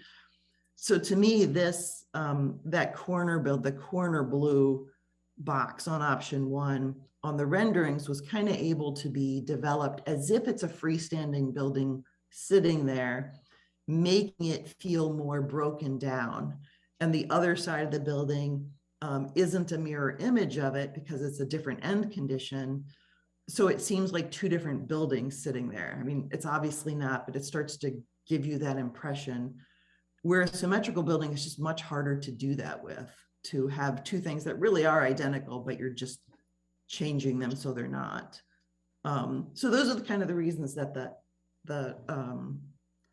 to me, the asymmetrical one was the one most appealing for this type of building. Deepa, if you want to jump in and with anything else and can explain it maybe clearer than I can. No, I think you made absolutely. I was just a little curious, what is going on in that amenity space in the building? Do you have a program yet? Yes, that would be the leasing office. It would be a lounge area, probably a fitness area, maybe a media room, things like that for the residents. Okay. So another way I kind of looked at it was from zoning out a little bit and looking at the site and its surroundings. That corner, the option 4, it's actually just mirroring what we have in option 1, definitely. But that particular corner for me, in my head, feels like already a very busy corner. You do have kind of the residential right next to it on the other side of the street. This corner, putting the retail on or commercial on the left-hand side of this plot kind of starts to activate that corner and balances it for me in some way. That's how I kind of gravitated towards that first option. It feels like it gives a nice balance to the 2 kind of that busy corners, and it will really be a nice one. And for some reason, but the way it's laid out, it will start to give that separation a little bit between the residential and the retail component. Even though it looks exactly similar on either side, this, by the way it's laid out, it may actually be a little more prominent spot even for retailers and commercial people would prefer that to just stand out in in kind of a residential location compared to the other side, which is pretty close to the other residential neighborhood. So that's how I saw it. Thank you. If I could, the other reason we like number 1 better than 2, we like the fact that the left corner and the right corner of the buildings is commercial, whereas the number 2, you have 4 units of residential right on the corner adjacent to the commercial. It doesn't feel as connected as option 1 in that regard. And if the program is still fitness center, the leasing office, it still kind of has that commercial feel to it. So it'll be a nice balance that it's kind of getting activated through the whole level, at least from program point of view. No, that seems helpful. That seems helpful. I mean, I understand the benefit of option 1 and the asymmetry. Thank you. So through the chair, can we proceed with refining option 1? Can we take kind of an informal vote that people are okay with option 1? I think we have me and Deepa. I think Anna has come on board. I can't see everyone on my screen. Or at least that you're not in support of something strongly. That's another option. You can turn off the share so you can see everybody. There we go. Thank you. Yeah, I mean, I think I'm comfortable saying that informally that's where we are as far as the immediate locus of the design, so to speak, outside of the rest of it. Thank you. Yeah, I would lean that way too. I think with the crosswalk there, it helps. It still may feel disconnected from the street with that much of a retaining wall from the curb, but having a nice wide staircase there with the ramp should probably help people who might be walking by, get drawn in. Actually, I'm also leaning towards option 1. Yeah. Okay. Yeah, I'm also leaning towards option 1. I like the way it breaks out the retail versus commercial. We think option 1 is the strongest option presented, and that we should continue looking at the site in that way, and developing the site further in that way. Thank you. Other than the back of the building, which we'll come back to you with some enhancements to the rear architecture, are we okay with the rest of the building at this point? Well, I think so. I mean, I think it's partly looking at the elevations flat in the future. You know, I mean, we always want to see the street views and things like that, but we haven't, you know, I think we've said in general that how the front is becoming really well developed and the other sides maybe need more, but I don't think that changes the overall plan of the building, if that's what you're asking. It's more the appearance, the attributes that make it seem, you know, more like individual buildings perhaps, or how the garage layer is conceptualized. But I think the overall plan, I think, goes along with option 1. Right. Does that answer your question? Yes. And just, I guess, just to follow up on that, in regards to the parking, would you like us to continue showing the full set of parking spaces with the potential for any kind of land banking later, or how would you like just to proceed on that front? For me, and I'll definitely would like to hear from the board on this, I think for me, it would be best to have the parking spaces, unless we're trading for something, like if it has to do with a bus shelter or something that actually has another value besides a tree buffer. I think we have those tree buffers now, and a slightly deeper tree buffer. I'm not sure if that is as important as some other amenities that might be really helpful in this area. That's That's my view on it. Okay, we'll take another look at that. So what we'll do, we'll leave the parking the way it is, and if for some reason later you want to reduce it, we can always reduce it. Okay. Does the board feel comfortable at this point having Matt start working on the engineering and drainage? I think Deepa wanted to jump in, didn't you, Deepa? No, not. I think I still would love you to pursue what Trisha has been talking about, the bus shelter. I don't know if it is literally a bus shelter or is it like a landscape element, like a gazebo or something that's still part of your nice complex, but at the same time gives back a little to the community. If I understand it's probably on the wrong side for a bus stop, but if it kind of helps them to kind of find that intermediate kind of stop point, and then at the same time it becomes a landscape element for you on the connecting that probably the walkway and that particular landscape corner. I think it'd be good for you to just give it a little bit thought and see. It doesn't have to be literally a bus shelter. It could be any nice. There are a lot of amazing landscape elements and kind of housings right now out there with all our work from home and outdoor working environments. I think that'll only add value to your this one. I think it'd be great to sit outside on a nice summer day if you have like spill out from that retail and commercial for a lunchtime. I mean, I would think of it that way instead of a literal bus shelter maybe. Totally agree, Deepa. The bus shelter is used twice a day when the kids are in school, but what is it the rest of the time? So bus shelter, but not a bus shelter, you know. We will definitely look into that. Are we comfortable enough at this point to have Matt start working on the site engineering? If that was in regard to that we're looking at option one, yes. and then the next step is to start looking at the site, then I would say yes. If any of the board disagree, please jump in and disagree. Okay. Thank you. All right, so if there are any public comments, we will take public comment at this time, starting with Mark Desoni. Hey, thank you. Good evening.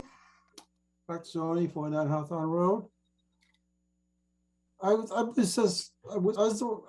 looking at those options 1, 2, 3, and 4, and what is the commercial option? What sort of commercial businesses are you looking at to put them out front like that? Well, we've been working with the town's planning department and looking at options. It's kind of at a very early stage at this point. We're not exactly sure yet. Ideally, what we'd like to do is have some commercial uses that aren't heavily traffic influenced. And what does heavily traffic influence mean in the regular businesses that can be optional other than fitness? Well, when I say heavy traffic, you'd be surprised, for instance, take a Dunkin' Donuts, which has very heavy traffic in the morning and heavy traffic late in the afternoon. I think that's kind of an option we prefer not to have. Something that's sort of a nice amenity for the community, but not heavily traffic based. Could there be commercial professionals in there? It very well could be, yes. Could it be professional medical offices in there? Yes, yes, definitely. Those are heavily trafficked too, aren't they? Not necessarily. I mean, if it's a doctor's office, usually you've got appointments and people come and go at certain times. Won't it fit for the residents that they won't have to go as far or take buses? That could be right in front of where they live to have appointments, doctors, and whatever they need. And a building like that right there, right in the same floor, on the floor level. I'm not sure I understand your question. That would be nice and save some traffic that way as well.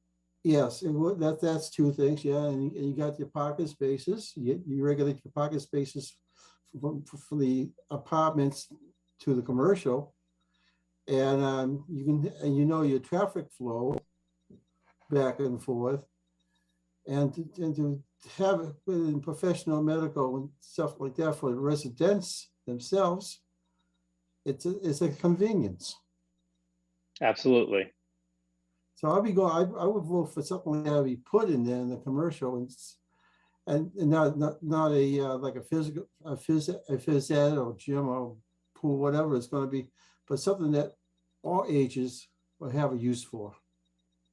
And that would be the good aim. Thank you. That would be a great use. Yeah, we Thanks, agree. Mark. Thanks, Mark. Kathy, I see your hand raised.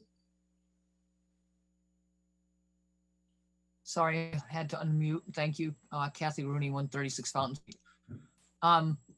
So when I looked at the overview that you were just going through, it looks to me like the tree buffers are small in their massing compared to the percentage of building and the percentage of parking lot. So I'm really concerned about that. I'm concerned about what I think is a lack of density of the plantings without seeing the newest drawings.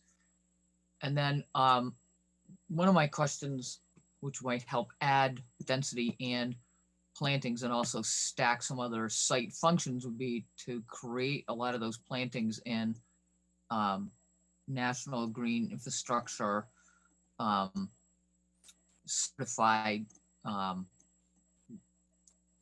They're basically landscaped, architect engineered planting basins where they have the regular curbing, but the plantings are sunk down, so they also treat stormwater. And they could be planted with plants that would be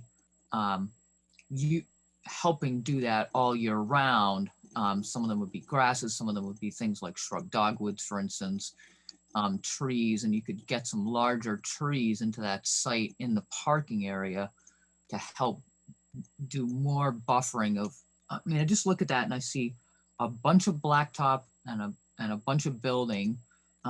So that's one of my comments. The ventings, I could see some ventings on the side. I think it was the back, but I'm hoping that all of those are going to be hidden by some sort of architectural elements so they're not visible. Because that's definitely one of my pet peeves about buildings in town. They show all these nice buildings and they don't show the vents, and then afterwards all these vents are popping like pimples on the face of the buildings. And then is any of this, I'm assuming this is solar ready and EV ready, the parking lot and the building itself, yes. The roof? Great, awesome, thank you. All right, thanks, Kathy. Any other questions from the public? All right, Peter, next step. Looking to continue. And Peter, I think you're muted. You've been muted. But Tricia, could I just ask one question? The last public question got me thinking about the net zero resolution in Ashland, and just to understand better. I am curious to hear from Roy and the applicant as far as, you know, Ashland did pass a resolution to be a net zero community. We're working our way towards that. The planning board is actually working with the sustainability committee. I believe I'm on that effort to see if what we can do as a community to move us forward. It's great that it's, you know, solar ready. Can you speak a little bit more about your building practices, sort of your vision of how this project could help Ashland move towards net zero? Matt, do you want to touch on some of the design details? Sure. We haven't gone down too far, dug down too far into what the mechanical systems are going to be. You know, there is a number of options. All of them that we do use on these multifamily projects are very high efficiency. Oftentimes, if it's gas, it would be like a Navian styled gas-fired furnace for each unit that has super high efficiency. If we go electric, all electric, we would have super high efficiency all electric systems. In all the buildings are mandated to be 10% better than code because Ashland is in the stretch energy code. But again, we haven't gone down the road of determining what each system is going to be. So I can't guarantee that everything is going to be, it's not going to be net zero ready for sure, because that's a large step forward. That would mean you'd have to have the building be passive house, basically it's the passive house standards, and have renewables as well to make up the difference. So it's a big leap to go from where we currently are today to net zero. Totally understood. I think that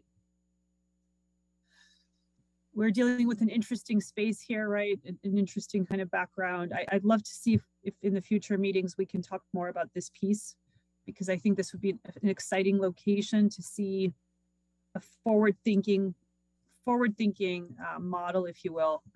So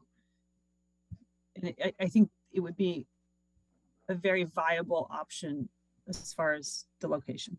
So yeah, I mean, it's a good point to make, Anna, because that topic is, we haven't been on that topic yet because of the place where we've been on this project, but in the next step, as that engineering starts, those questions are going to be coming much more to the forefront. So it was a good heads up to get them thinking about that. And I guess as you're progressing, just to make sure, as you're adding elements to the rooftop, how that starts to kind of start to pop up in these elevations and the views. It's always challenging to get engineers to design within a certain height limit. I do this for a living as well, so I think we should start to get realistic a little bit, like Kathy mentioned a little bit ahead. I mean, we do see all these elements. Unfortunately, you need louvers here. You do need to have that rooftop unit, and then the heights all start. The image of the project just starts to change in reality. So I think we should slowly get realistic and get beyond that pretty pictures and get a little bit of realistic, at least massing point of view, to make sure we're not going to see surprise elements after some time. Well, may I just touch on that? We do really need to incorporate green components wherever we can, and we will meet all and surpass all regulations and code requirements. But we do have to also build to the budget, and as everyone knows, construction costs have been dramatically increasing over even the last year. So we would love to do all that. It's just we couldn't physically do all that and still build a project that works. So we have these things in mind. We do consider them. I mean, I personally went and got my LEED certification just because I was interested in it and wanted to learn about it. And we like to incorporate those things where we can. But again, it's you can only do so much. The other thing I'd like to bringing up seeing things on the roof, as you're well aware, our original plan had a flat roof. Now that we have sort of a mansard going around the perimeter, the flat roof itself is a few feet lower than what you see from the street level. So a lot of things that will be on the roof will frankly be hidden from public view because of that. Basically, it's like a tray. It's currently modeled like that as well, Deepa. I totally hear what you're saying, and happy to kind of bring up a building section next time that really illustrates how low everything is in relation to the top of the mansard. Approximately how many feet is that, Matt, would you say? It's about 4. I think we're showing it around 4 feet, a little bit more right now. Okay, well, that's good. So all your vent pipes and all your vent pipes, even the taller mechanical units, if you were to go all electric, that look like really tall suitcases, those would be covered as well. Yeah, but all our gas fired units on the roof would be covered as well. Yeah, no, I think that's a great approach, Matt. And as you're developing the other elevations, maybe kind of taking into consideration those rooftop units may help you kind of refine your design to the next level as well. Choose strategically where the gable roofs fall. That always helps. And if I can make a comment about, I've heard the vent comment quite a bit. Unfortunately, we have to have vents on the side of a building. Your washers and your dryers need to be vented to the exterior. Depending on how you set up the mechanical systems, there's fresh air intakes that need to be provided. There's exhausts for these different types of mechanical systems. It's not typically feasible to bring them up through the roof for a couple of reasons. One, length of run, especially with a dryer. You can only have so long of a run before it just doesn't work, and your clothes will not dry. But Matt, the one thing I want to bring up, unlike other projects where when Catherine said you see these ugly white pipes sticking out all over the place, well, number one, we try and do as low a profile vent as possible. The other thing we do is we color coordinate. So if you've got a gray wall, the vent is gray. If you get a white wall, it's white, et cetera, et cetera. So they're not sticking out some odd color in a sort of a mosaic of a wall. We try and blend them in as best as possible. Yeah, we kind of need to move on, and we're getting really into the nitty gritty here. I think it's just enough that the concern has been raised, and that this is, as we go on to more details, this is the next level of stuff that we're going to be looking at. So we're giving kind of a big heads up what we're going to be looking at now that if the major moves have been more decided on. So if I hear them correctly, we'd like to get Matt started on the civil work, the drainage, et cetera, and we'd like to have our landscape architects update the landscape plans to reflect the current site plan. Is that okay with the board? Absolutely. Unless there's any protests. And I mean, the only kind of footnote, and to also sort of start thinking about the unique capacity of this space as far as more of that green element. I know we can't reach net zero here, but what can we do to get closer to it? You know, I'm not an expert in this at all. I just think this is a very unique space right in front of this neighborhood that if you drive by right now, there's not a lot of visual greenery. There's not a lot of, it's sort of this like massive development of large, beautiful homes, but it's kind of empty looking. So what can we do with this building to give it a very strong presence that Ashland cares about net zero? And we care about this space. You know, can we do a green roof? Can we do some more electric vehicle charging stations? Can we make this a modern, forward-thinking visual for the community? We will definitely be doing electric car charging stations. It's not the beautiful part for the community, but that's good anyway. So on that note, Peter, what do we need to do to move forward here? So I think the applicant needs to request a continuance to a new meeting date. Our next meeting is going to be on the 28th of April, then followed up by May 12th. Those are our next two meeting dates. Obviously, civil is going to be a lot of work, and that's going to have to go up for a third-party review. And so I can either see going to the 28th and or the 12th. We'd like to go on April 28th. We can bring updated architecture and some of the issues that have been brought up. I think Matt can at least get us a preliminary showing, and we can also have our landscape architect bring the plans up to date. Yeah, I think if we can start to look not only at the perspectives, but at complete flat elevations at that time, we can start to get more specific about some of these questions. Right. So thank you. Okay. All right. So, oh, sorry, Peter.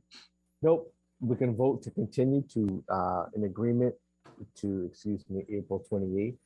All right. So I will make a motion that the 100 Chestnut Street special permit site plan review is continued until April 28th. I'll second that. And a roll call vote, starting with Lakshmi. Lakshmi Krishnan, aye. Deepa Venkat, aye. Anna.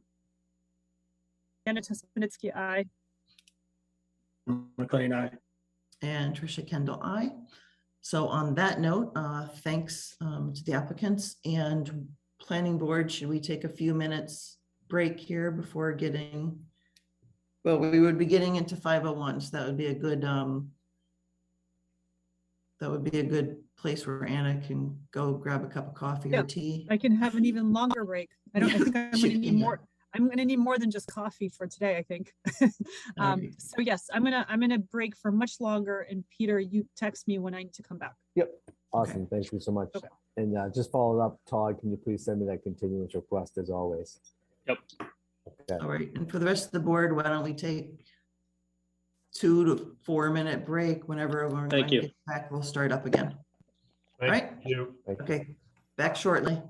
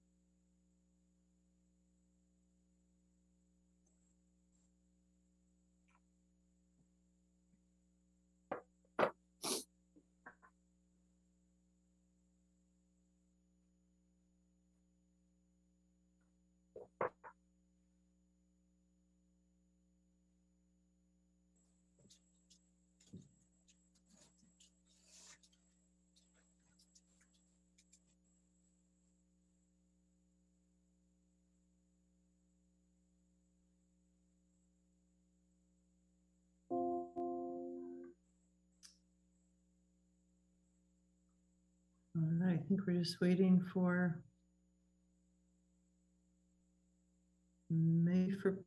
Peter.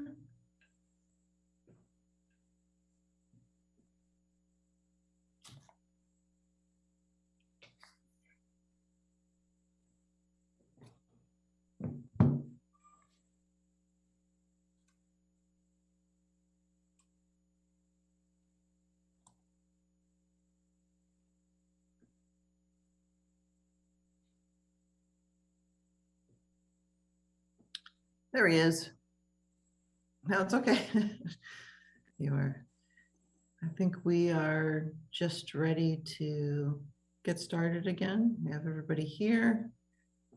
So next on our agenda is continued public hearing of 501 Pond Street, special permit and site plan review. Peter, can you get us started? Sure. At the last meeting, Mr. Matt and Ben Stevens, representing Trask Development, along with Matt Murata from Icon Architects, presented their plan to us for the 501 Pond Street. The planning board asked the applicant to go to do a little bit more development of the open space in front of the building. And I believe the applicant has has presented by submittal a new plan envisioning the green area in the front of the building. And so therefore that plan was circulated and posted on the website. So that's where this kind of project stands. At the last meeting, we did talk about the 100 units or 125 units. And I believe this project still stands at 120 units. And so that is where it stands right now. So at this point, I'm happy to pass the microphone off to the applicant, Mr. Matt and Ben Stevens. And Mr. Matt Murata, I will make you a host if you are looking to share your screen. Thank you, Peter. Actually, I'm just going to hand it right off to Matt. We have a new team member that we brought on, and I'll hand it over to Matt and Ian from Copley Wolf Design, and take it away. Peter, can you allow Ian to share? He's actually got the presentation. Oh, yes. Ian, very nice to meet you. Nice to meet you. Ian, you are now a co-host. Thank you.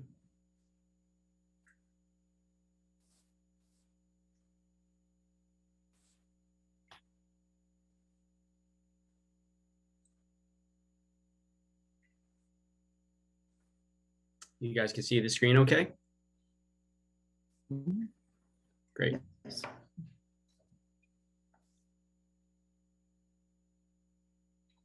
Okay, so I guess I'll just kick it off here. So for the record, Ian Ramey with Copley Wolf Design Group, we are landscape architects.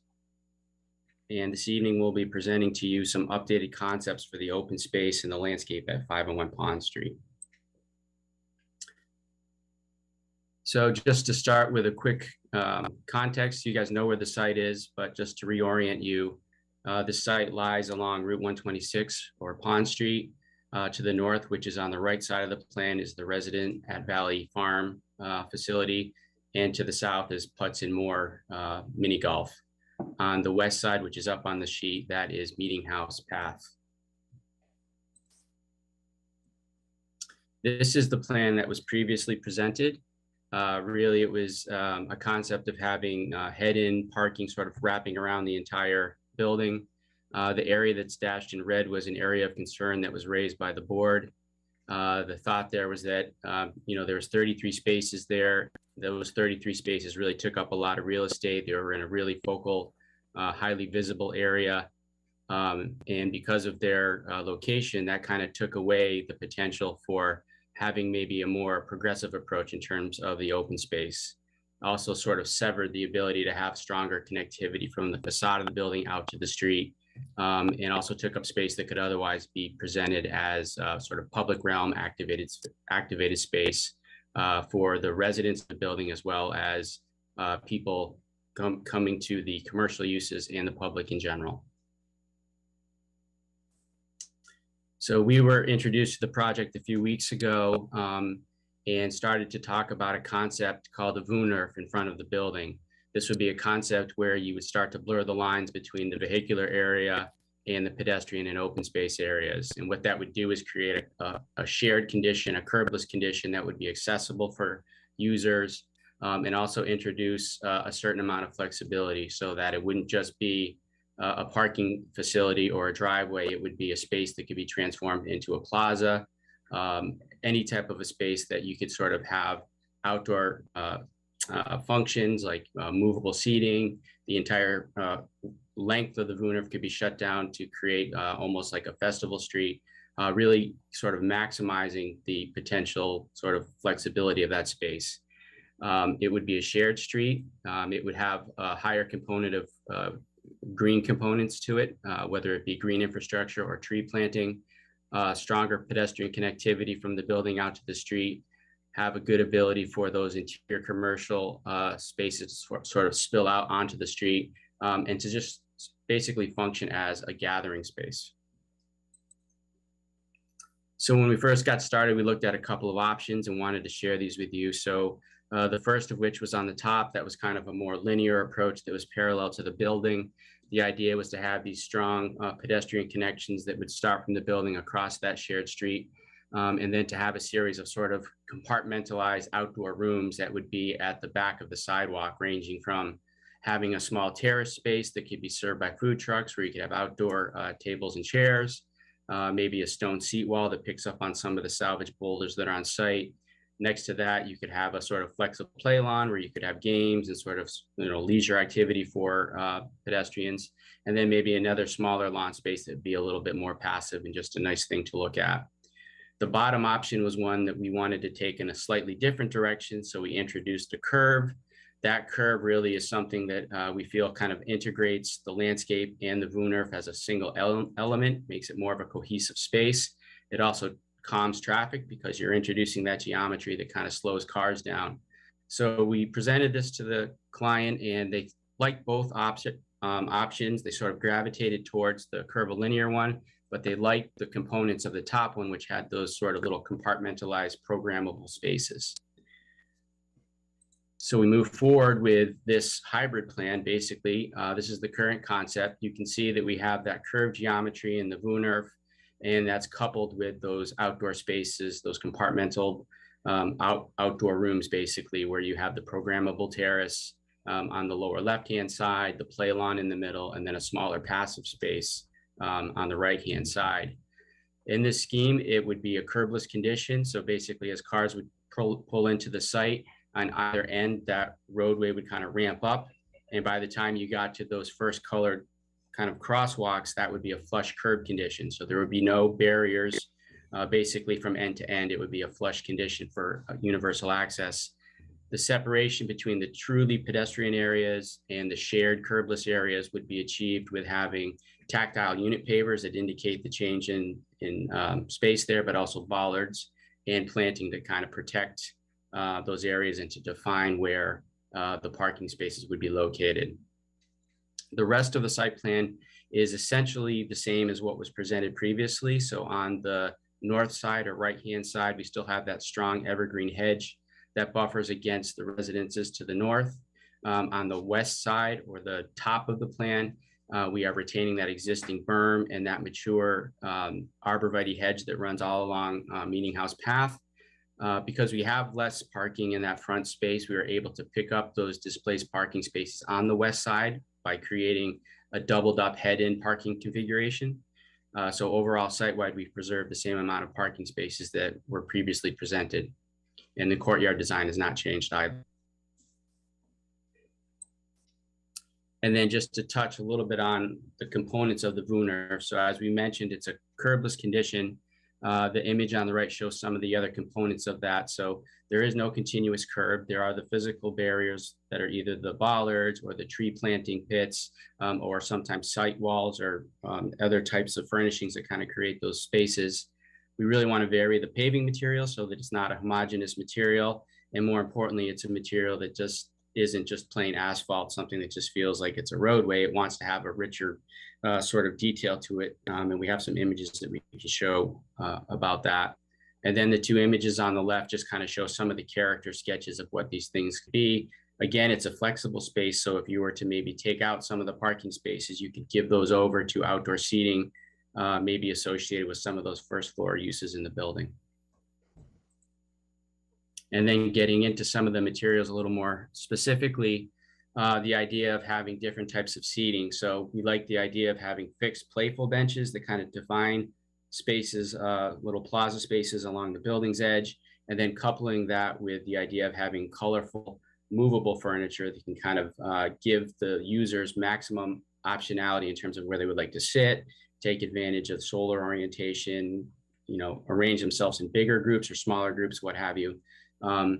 And then, you know, it seems like that's a good approach there. In the middle of the screen, the idea of having elements that are placemaking components, activating components. So the idea of having food trucks and a space dedicated for them where they kind of touch on that plaza space that I had showed.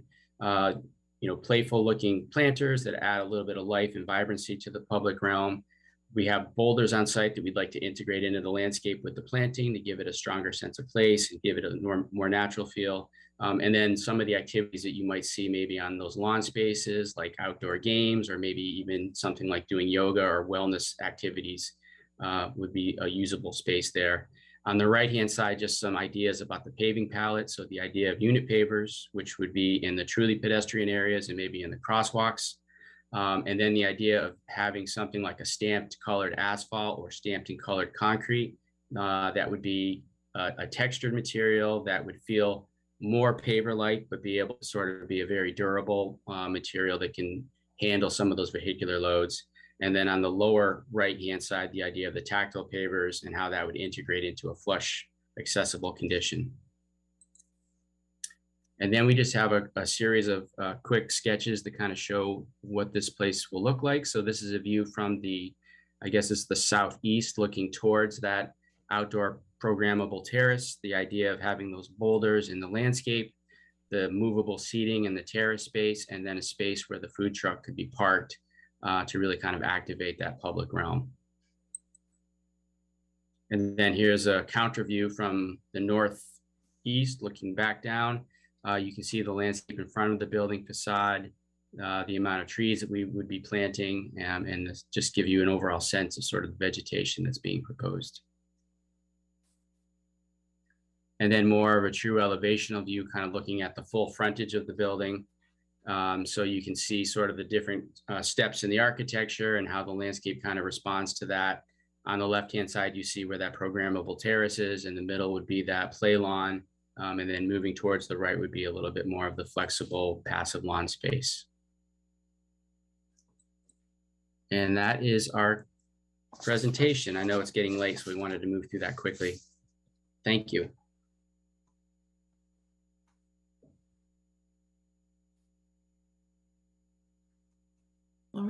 thank you. So the maybe can we go back and have just some of the images up, and we'll Sure. Go back to the plan maybe, or? Yeah, why don't we go back to the plan? Sure. So we have something up as the planning board, open up to planning board comment first. Does anyone have any questions for the planning board? You can jump right in with comments as well. So this is going to be in front of the retail space, right? The public space is going to be in front of the retail space? Correct. Okay. So handicap parking will be not in this area, but on the sides? Well, we think we can have some parallel accessible spaces in the front, Okay. and that's what we've indicated with that. There's also some on the right-hand side of the building here. Okay, thanks.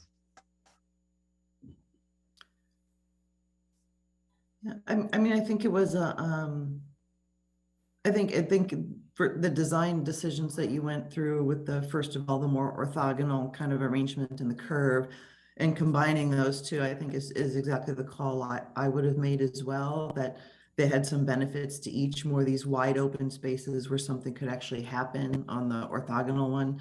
And then the curve, there's just a great appeal of that to kind of soften, you know, not only this building site, but helps to kind of soften the whole part of the street, I think. So, so I like that approach, I think. And I can really envision this as a space, you know, especially with some of the images you showed about how this thing can be activated. We can really look at, you know, when we look at the corner spot here in Ashland, it's not very big, but it can get very active with the right community. And I think this is what, you know, maybe we're hoping to achieve on this end of town, like another space that something can happen in. And so I think this has come a long way, this kind of idea of what this could be. I think that said, I like some of the images you're showing of some of the example images you're showing better than the images of this project exactly. And I know that it's schematic versus a real life picture, but there's some kind of vegetative or more density in the images that you're showing versus the ones of this project that you were showing at the end. Okay. So, but I feel like in the end, it would be the images that we're showing of the real life projects that are already in existence, that's what I'm envisioning in the end, that this would be. And it might be because maybe the background building doesn't seem to have all the details maybe that we saw earlier. Seems to be more of a simple model maybe than maybe not with the signage or canopies or things that are missing along the facade that would probably enrich it as well, you know, to be seen with the landscape, I guess. So so I'm excited about this addition to the site. I think this is the kind of something special in this site that we were looking for as kind of a starting place to talking about this particular, you know, this particular site and what it could be for the community. So.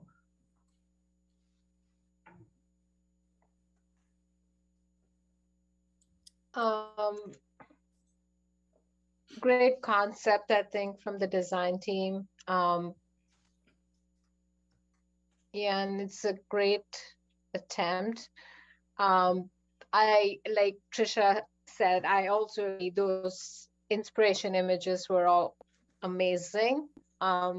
It does feel like we've tried to take something and paste it on this, truthfully. That was my first reaction. And especially when you see it with reference to the building, I was trying to go back to my previous week's presentation to see, did something change in the colors of the building? Something just threw me off when I saw both the landscape and the building. I was like, wait a minute, is this a new facade, or is it something that's something? So there was some disconnect between the landscape elements that we got added. I understand the focus of, or the intention of this presentation is to kind of just deep dive into the landscape, but it feels like it's a cut and paste and it's not like a holistic approach. The concept is great, and I think it's come a long way.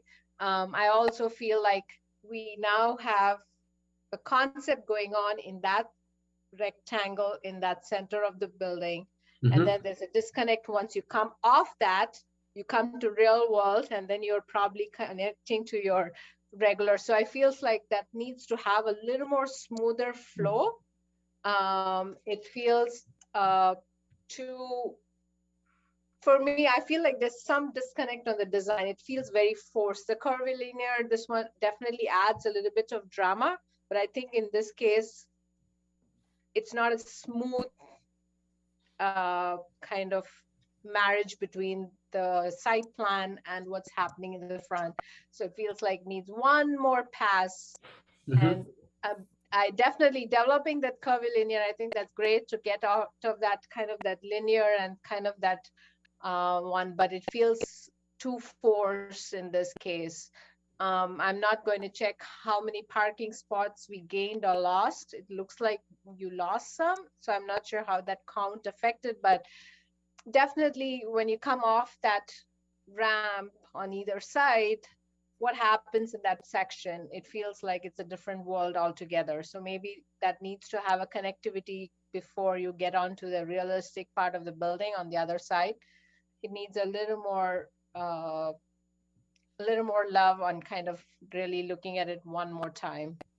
I think the elements, the concepts of each of the play lawn, the planter beds, I mean, those are, I mean, no one can beat Copley Wolf's design on landscape elements. So you have that there. I think that's great, but I think this needs a little more refining, I think. Okay. I forget, what was that bus shelter for? Was there a bus stop there? Is that why we have that bus shelter? I don't believe there's a specific bus stop there. I think this was something that we kind of carried over from the previous concept, and we're kind of still looking at that and evaluating whether that makes sense to have that there or not, or whether it's sort of starting to compete with the architecture by having that there. Yeah, I mean, if it has no purpose, then is it really, I mean, feels like it's totally a disconnect from, I mean, you can say it's a bridge between the Wooner concept and the reality, but it feels like something is not working for me there. So yeah, something agreed. to revisit. If it's not having a purpose, then maybe it's a landscape element versus forcing something there. Yep. Matt, we needed the bus stop in the other project, not here. No comment. So, Lakshmi, Kevin, do you have any comments that you want to jump in on? Yeah, I mean, I would agree that I think this is a good step in the right direction, and it's added a nice element that might kind of draw people who'll be driving by and then maybe come to these businesses. I know there's concern about attracting businesses here, so something like this could get people to come. I guess my biggest concern is a little bit of what Lakshmi said, where it doesn't really seem to tie in around the corners, and you just go around the corner to the parking right up against the edge of the building. And then on top of that, you're using this Wooner as a part of the parking that's required for the building. So if this does its job and gets a lot of people here to these businesses, we're going to need those parking spaces, and then you're losing the public space. So I know I'm looking at the plan, and there's nowhere else to put those parking spaces. So it just seems every time we try to add some green space here, it never seems to shrink the footprint of that building. It's always just kind of shrinking the green space around there, or the screening around the outside, or other things like that. And I think you just need to find a place for that parking so that this is actually usable. I'm sure the handicap may need to be there, but. What is the parking count? No, I thought you said it stayed the same, right? As it has been? Yeah. Right now, we're at about 179 spaces. I think that's about what it was before. We may be a little bit more than what was there before. Right. For me, I think our requirement is around 173, 174 with the residential and the 4 per thousand on the commercial, because the commercial is still at 6,800 square feet. Okay, so we have everything. You have everything in there that you need. We meet the requirement, yes, and we're assuming. I mean, we're hoping for a little sharing, because we don't anticipate restaurants or nighttime use out of the commercial. We see this as more medical and dental, more daytime use of the office space, and there'll be some segmented parking. We anticipate some of the parking we would, reserve it from 9 to 5 for a particular business, but it also could be overflow residential parking at night, that sort of thing. But we did the spaces out front because I think we do have a commercial in the middle of the building there that if we didn't have spaces, we'd be really, really isolating that commercial space. We anticipate the commercial space on the left side utilizing most of the parking on the left side. But the smaller commercial space in the middle, especially if it's a eye doctor or a dentist who might have an elderly patient or a handicapped patient, they're going to want to be pretty close to the door. So we're trying to have a few spaces in that area. Yeah, and for me, I don't mind that this pathway, and obviously the safety considerations has been looked at not only here, but in the real life examples that you gave. I don't mind that pathway plays double duty as a drive and a street, because the difference between the everyday use of the commercial being there and activating the front of the building and the occasional use of an event where you would take up the whole space. I mean, you have that front part, the play lawn, the terrace, that can be used every day, the everyday condition, and then the occasional condition, which would likely be in an evening or weekend, would be where someone takes over the space, an event takes over the space. And so you have a shifting back and forth of way of using this paved area that that is similar to closing off a street and having a block party, right? In a way. So like I said, I'm excited to see that happen, and that's something we don't have in Ashland, something different, something I won't say it's a new way of thinking about the world, because I think in a way it's old school, right? It's something that used to be done way back when, and we kind of forgot about, and now we're doing it again, right? We've kind of learned that maybe the old ways weren't so bad, but something unique, and I think that's what Pond Street was supposed to be about, like an opportunity for the unique, an opportunity for something different. And though I know, and we'll be needing to look obviously at the building itself again, because it's, like I said, I don't think the images at the end showed off the building very well, and they were meant to be focused on the landscape. But obviously this is going back and forth now between the site and the building. And though I promoted strongly showing us a plan that took off units, I appreciate you looking at the unit count and the configuration of the units, I believe is what your letter had said, in order to keep the 120 units and the 25% affordable. So being able to look at this from both of those directions is also a plus for me. The 25%, not necessarily the unit count, but the 25% affordable and the something special, which gets us to, I think, a more promising place for me for this project, that we're not sacrificing one for the other. which is, I think which is something I wasn't willing to accept. So, the comments from the board? Trish, going on your point, this would be one of a kind in Ashland.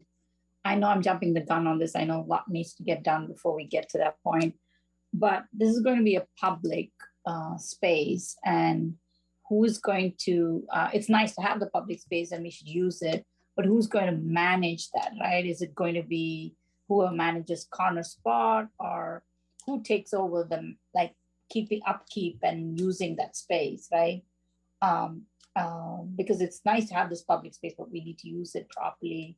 And it's going to be the first one of the kind in Ashland, right? So have we started thinking about it, or is it too early to think about that? Yeah, I mean, that's a good question, because like the corner spot is really owned by the town, and this would not be. So, right. So how would that work in this kind of condition? What if the Ashland Cultural Council wanted to have their cultural fair here? You know, how would they be able to do that? How do you foresee that working? How does this become a public space to be used? That's a good question. I don't really know yet. I'll think about that. We see it. I guess we don't see it as much as we see it as an opportunity where, because obviously the responsibility of the land, the maintenance is going to fall to the apartment management company, apartment owners, if you will.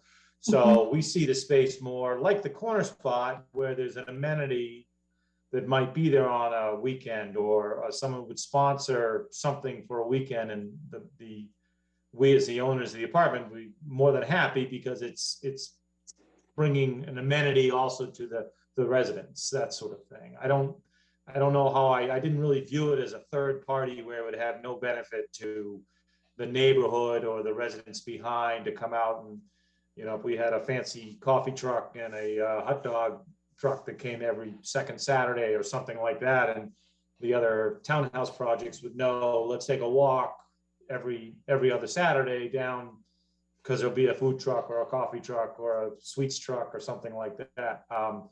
But I guess I have to think about that a little bit. Right.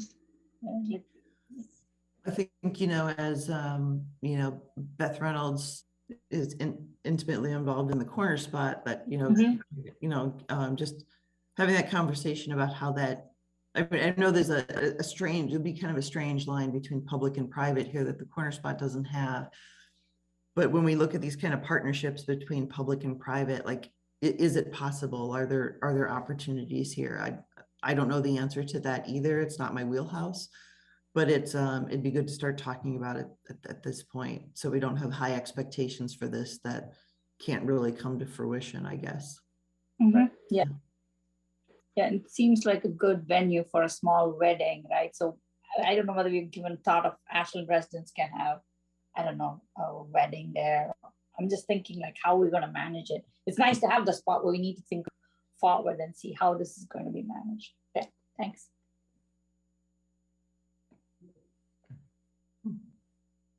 Just if I may, the more I stare at this image, so I see on the south of the plan, you have the plot line, and there is going to be a parking on the other side of the two-sided parking. What's going on there? Yeah, go ahead. Yeah, that's actually the town line, not the property line. That's the Holliston Ashland town line. The property line follows closely to the edge of our parking there. So that's actually Putson Moore parking. That line is not correct per se. Okay, can somebody just hover over the mouse to make sure that we understand where the plot line is? Yeah, it's about 5 feet off that edge of parking right there. But we'll make sure on the next plan it has it. Yeah, just so that it doesn't look like that's part of your property and it's confusing. Yes, agreed. Thank you.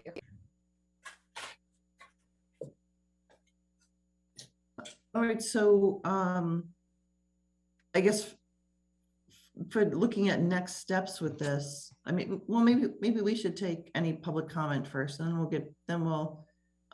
get to next steps. So if there's no other questions for the board, I will open it up for public comments, starting once again with Mr. Mark DeSoni.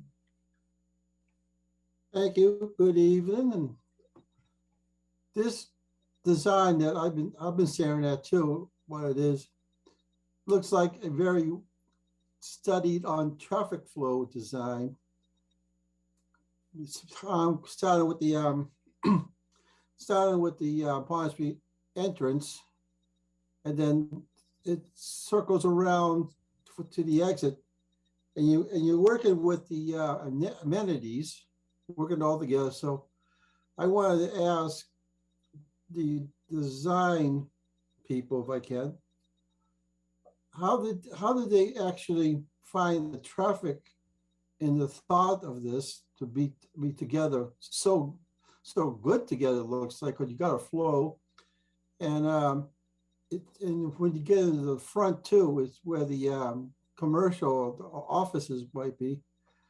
It looks like the front of the Ashland High School on East Union Street, in front of the building, with its that cutoff that go across in between, and they have a good flow at the high school. Is this the same? Going to be the same flow from a one way, then maybe a cutback, or is it going to be just that cutback in the front where the offices would be?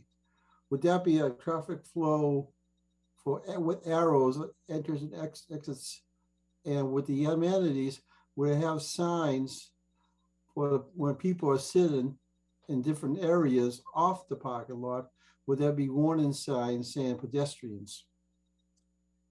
So I can answer the traffic flow. So right now it's being designed as two-way. It's wide enough to have two-way travel everywhere. So there's optionality there in terms of the flow.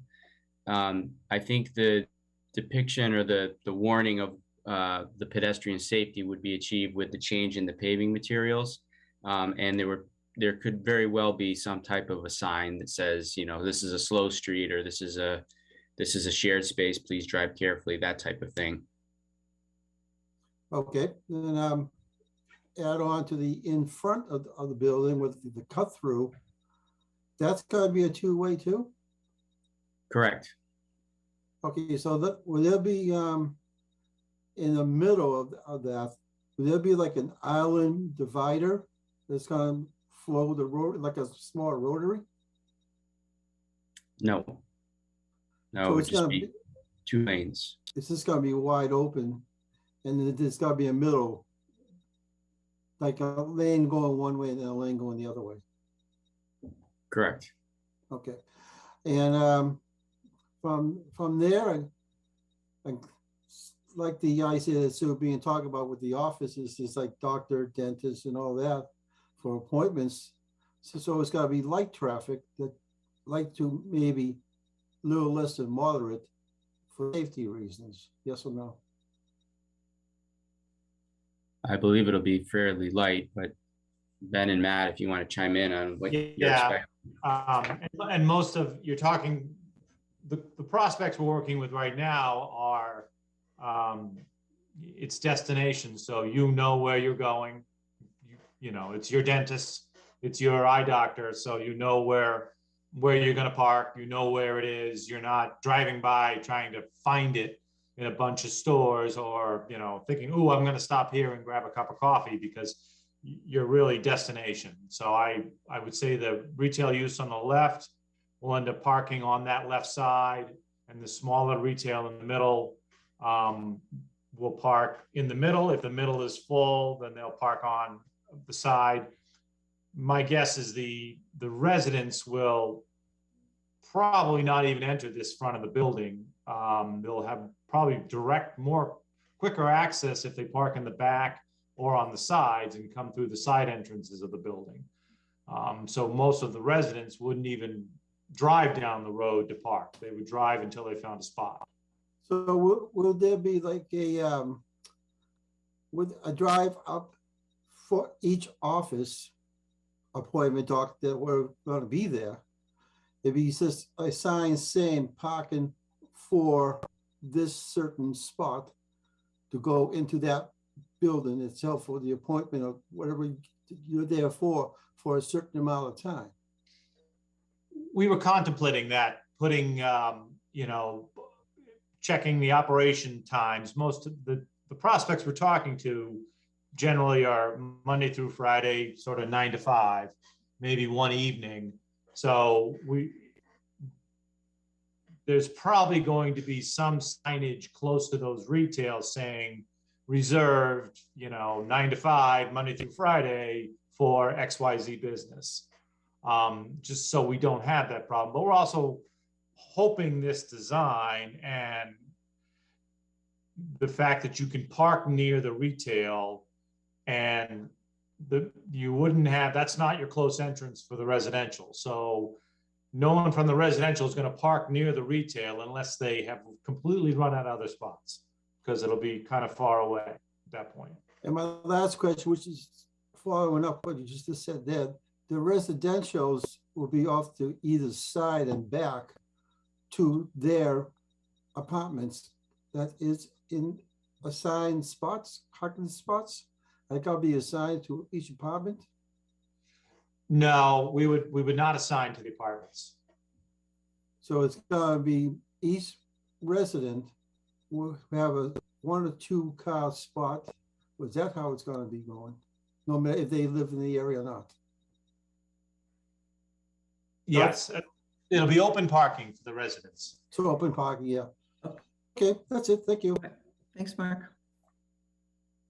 Kathy Rooney, if you wanna, I guess you're already unmuted. Yeah, I guess I am. Thank you. And I've got a bunch of questions actually, starting with the northwest upper left corner. I can't figure out, it looks like there's a driveway up there to Putzonmore, which doesn't make any sense to me because they already have one going in from the bottom left corner. They have a legal easement up there. So they have a driveway there now, and they have a legal easement up there. So it's not something we cannot provide. So what about the bottom, the southwest corner? Is that also a legal easement? Yes. Wow. Okay. So I'm curious why you haven't carried that existing arborvitae hedge around to that corner, because the last I knew, the residents behind were really concerned about people going back and forth and wanted more privacy off to the edge. And it still looks like there's almost part of a driveway there and lawn, so somebody could just drive through with a car, because people do that these days. No, that will be landscaped through. This with Ian being a new team member, we didn't really even go over that section. So he just needs to update the plan on what we had previously talked about, creating privacy back there and removing that asphalt spur that is out at the end of Meeting House Path. Okay, so this project, you're not planning on children being in this complex, so there'd be no need for a bus stop? We contemplated a bus stop, but quite honestly, when I saw the new landscape plan, I thought the bus stop competed, sort of wasn't the right amenity. So Matt, Ian, and Matt Stevens and I talked a little bit about more of a landscape concept for a landing area, for a waiting area. We don't know how many kids we have. We could have 2, we could have 10. But we thought it made more sense to combine it as more of an area, a landscape feature, as opposed to a structure, because the structure seemed to work against the rest of what we were trying to do. So are you envisioning a bus driving in and out? I don't know what the buses will want to do. They don't tell us that if there's 2 kids, they may say, sorry, you need to walk up to the end of one of the townhouse projects. If we have 10 kids, they might make this a new turnaround point, but we don't know. We can't know, and they won't even tell us until they know how many kids will be in here. Yeah, I think in generally the buses don't enter areas like this. That they in general, I think the buses need to stay on town-owned roads.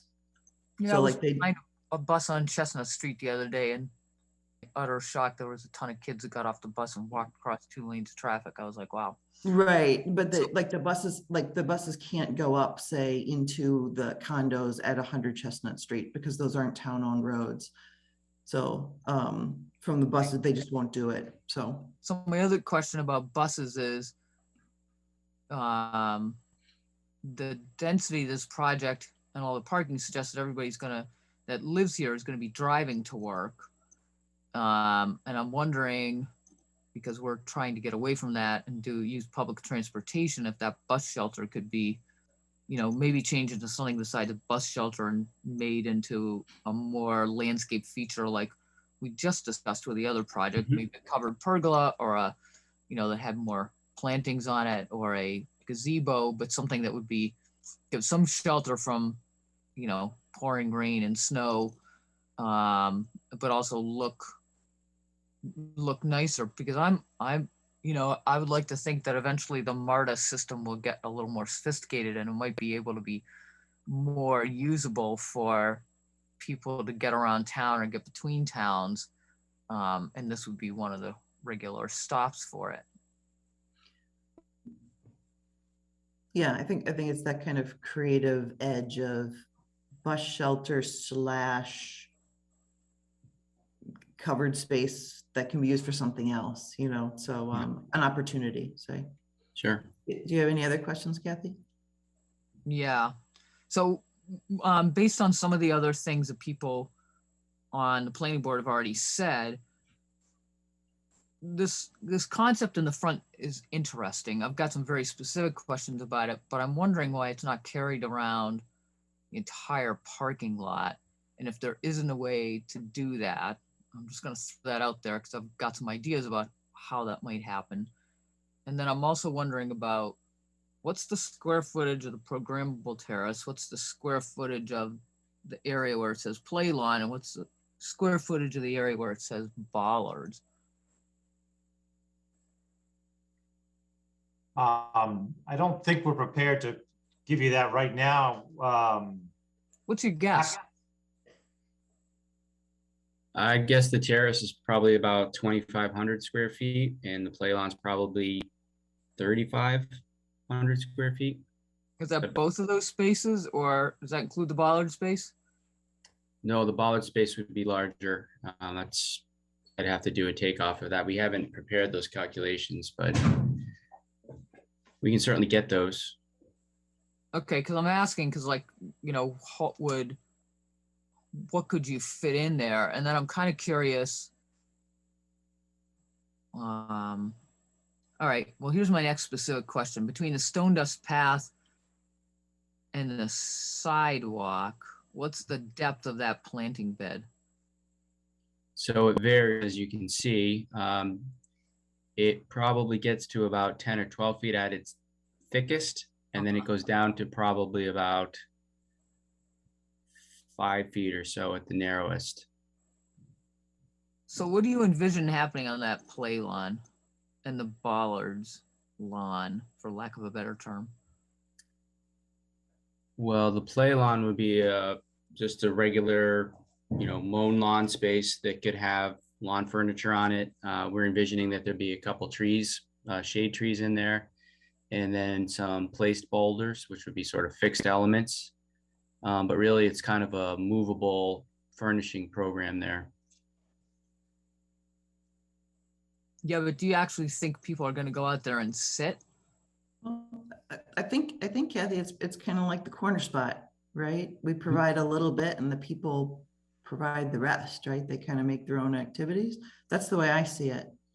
We think people will use it like that, yes. Well, I'm just kind of asking because I was also curious about the questions, like who's managing the space. Yeah, and I think we haven't quite gotten to those yet. And obviously, this is big picture stuff. It'll get to design review committee. You know, Yeah, but I'm also asking partly because I hear and see a lot of stuff about green, and there's some good elements in here, but I want to see more. So,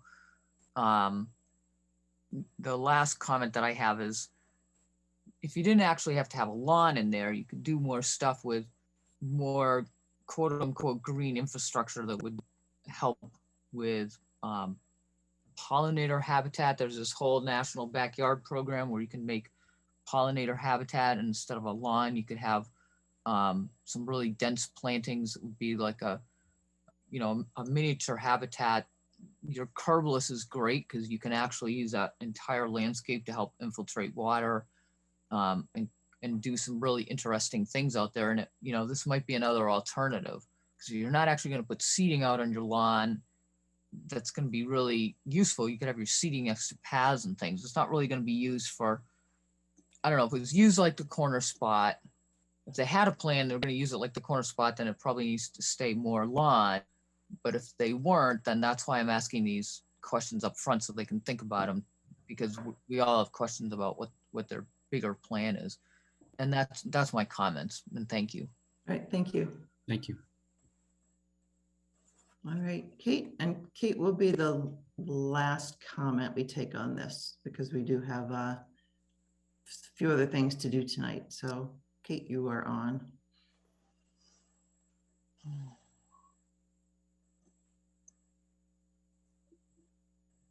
You have to unmute yourself. Kate, we can't hear you. I don't know if you can hear us. You seem to be unmuted, but we can't hear you.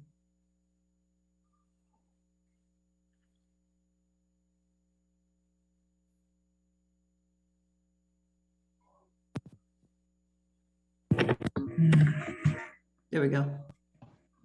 Can you hear me? Yes. Okay, sorry about that. So I think that public part of that is kind of pretty cool. The one thing I want to say is, like, I think to anybody in Ashland, the average person, this screams apartment building, not mixed use. And I think we have to still think about that.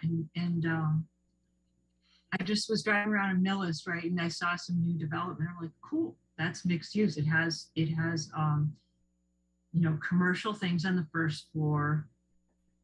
You have this element of like shopping, living, working. I'm not saying everyone that lives in those apartments works in those stores. I don't think that's the intent, but and then I think it's a little bit tying in Kevin's comment that we kind of keep tweaking around the edges, but nothing changes about the building size. And I think that's sort of that mass.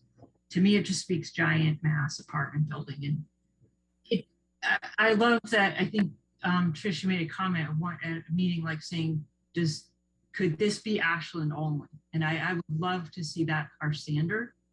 And I don't think this screams, could this be Ashland only? And then I just have a couple other comments that I know Trask does 40B, and I just wonder, I know they can't go off a million angles, but like, has anyone had a conversation if we did a 40B, a friendly 40B, what would be different?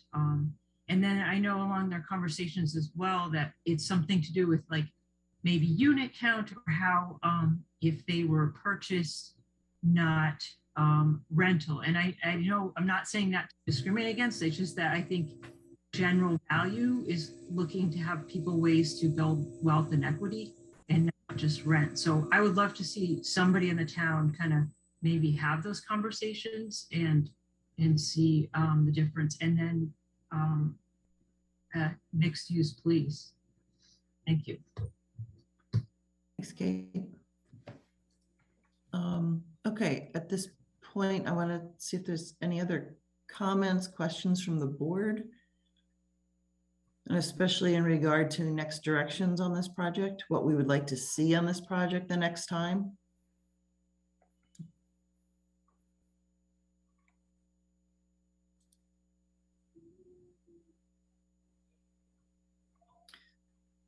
I think I can summarize it maybe. Probably everyone's getting a little tired at this point, as we always do. But I think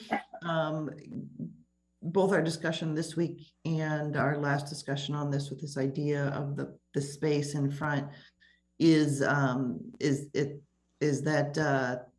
it's a really good idea. That it's kind of it's kind of maybe something the special element that maybe we were hoping to come out of this green space, something to be used for the public. So I think for me, what I'm looking for next is, the further development of this space in front. Obviously, this is just a first pass. We appreciate that. And we like to see the first pass. The further development of the building to get to kind of I think even last time we kind of remarked about some of the character of the building had seemed to have faded, about what the actual building looks like, the character of the building and the strength of that character. I know when I say something like belongs in Ashland, it's a little sometimes hard to understand what that means. Like when we're talking about the 10 to 15 Main Street project, it's about, there's a certain history there that we want to make sure address. This site, I'm not sure is the same context. And in a way, we can't say that, oh, this building has to belong in Ashland, but not 100 feet to the left in Holliston, right? There's just not that distinction between communities when you look at architectural styles. But that said, its immediate community is residential and back, and residential across the street, granted up on the hill, kind of residential, on the right side, as well, but also a part of this commercial street. So how does it become a part of its street? How does it both bridge the gap between looking like something that belongs in New England, but also doesn't put us back in the 19th century, like it's a tricky line to walk when you're an architect and a designer. And then also the connection again between the landscape and the building and that edge, because it isn't a hard edge. It should be a soft edge. It should be a fuzzy edge between what's landscape and what's building, with canopies or signage or whatever it is that softens that edge and makes you into an in-between zone. So those are the things that I think design-wise would be the next steps for me. If anyone wants to add to that, I'm happy to hear it. Hopefully, maybe that's enough direction for the team to move forward on this project. Certainly appreciate the work they did on this design concept. This is really nice. Right, we're good to move on. Yes. Thank you. All right, then Peter, I think you need to step in here. Yeah, no, thank you so much, Tricia. Yes, so Matt and Ben, obviously you've done some great work on this. So we're gonna have to continue this, obviously, at the request of the applicant to a date soon. The next meeting is on the 28th, and or we could go out further on the 12th. I know you talked about doing some civil engineering work and trying to nail down some of the stormwater complexities of the site. Do you have a date that you would like to hit and or an agenda you would like to get on? We're fine for the 28th. So okay, great. And where do you stand with a full set of civil? We'll have a revised civil. I got to be careful if anything changes, but out front. But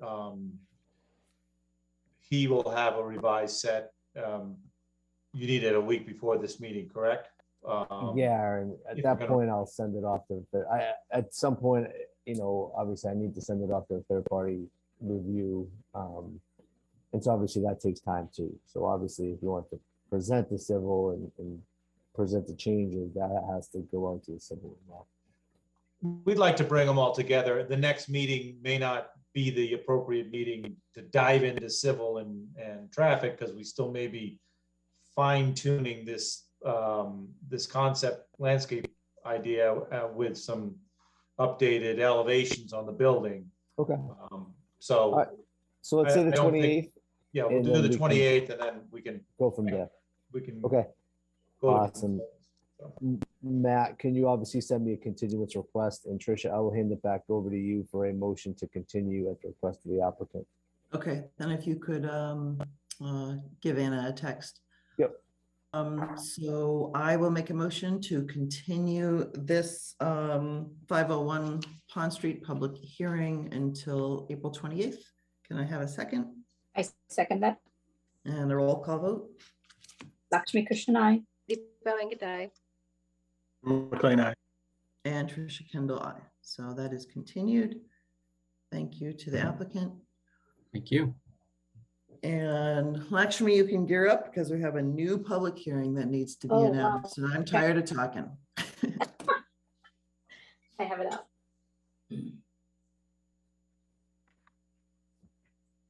Should I start now? Yes, that'd be great. Okay. This is the public hearing for 40 Summer Street special permit. The Ashland Planning Board will hold a public hearing on Thursday, April 14, 2022 at it's not 7:15 p.m., but via Zoom video conference to hear the petition of Matt Hatter LLC, doing business as Uppercuts Boxing, requesting a special permit as per Chapter 40A, Section 6 of the Massachusetts Zoning Act and Chapter 282, Sections 8.5, which is the Ashland Downtown District, and 9.3 special permits of the Ashland bylaws. The applicant is seeking a special permit to operate an indoor commercial recreation business in the Ashland Downtown District. The property in question is located at 40 Summer Street, Assessor's Map 14, Lot 349. The property is within the Ashland Downtown District Sub-Area C. Thank you, Lakshmi. Tricia, if you don't mind, can I please introduce the applicant? Please, thank you. And I will take this, but yes, I would first like to introduce AJ Thomas. He appears here on the screen, and AJ is the owner and operator of Uppercuts Boxing Club that has been established in downtown Ashland for a number of years now. I know Mr. Steve Greenberg has been working with AJ with him as a realtor. So I know, Mr. Greenberg is here to not representing, but helping AJ with this application. With that said, just to kind of give you a little background, Uppercuts Boxing, I think everyone knows that it's a beloved kind of establishment in the 10 to 50 Main Street building. And that falls within our ADD-A, which is our overlay district, if everyone can recall, to our rezoning and or zoning study within the downtown from a few years ago. Uppercuts Boxing currently is proposing to move locations to 40 Summer Street, which is the home of the old American Legion. The American Legion and 40 Summer Street falls in the EDDC zoning district, Ashland Downtown Zoning C. So therefore, the proposed use, which is obviously an indoor recreational boxing facility, requires a special permit from the planning board. And so here tonight, we are reviewing the application for Mr. Thomas and Uppercuts Boxing to move locations within Ashland's downtown. However, he is moving from ADD-A to ADD-C, taking over a new area within town. I know Mr. Thomas, and when I pass the baton off to him, he can kind of go into what changes to the building he is proposing. But at this point, there are no changes to the site that are within the application. So with that said, I'm going to pass it off to AJ and Mr. Greenberg and whomever else would like to speak. But AJ, could you just please introduce yourself and talk a little bit about the application, yourself, and Uppercuts Boxing? Yes, thank you, Peter. Peace to everybody that's still here. Like Peter said, I've been working with Uppercuts Boxing Club since like 2015, 30 Main Street building, and we're looking to move our location, kind of be seen a little bit more, so the town of Ashland can kind of use what we have to offer.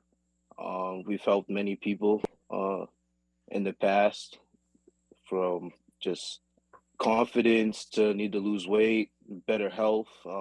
Overall, like, we've helped majority of a whole bunch of people, and we just want to offer everything to a wider margin to the people. And we feel like moving the 40 Main Street, that will give us that opportunity. We are not going to be changing anything to the outside of the building. Everything we're doing is really inside, and it's very, very minimal of the stuff we're doing. A little bit of it is just demo and able to fit our equipment in. So yeah, that's about it. All right, thank you, AJ. Does any board members have any questions for AJ and or questions concerning the application?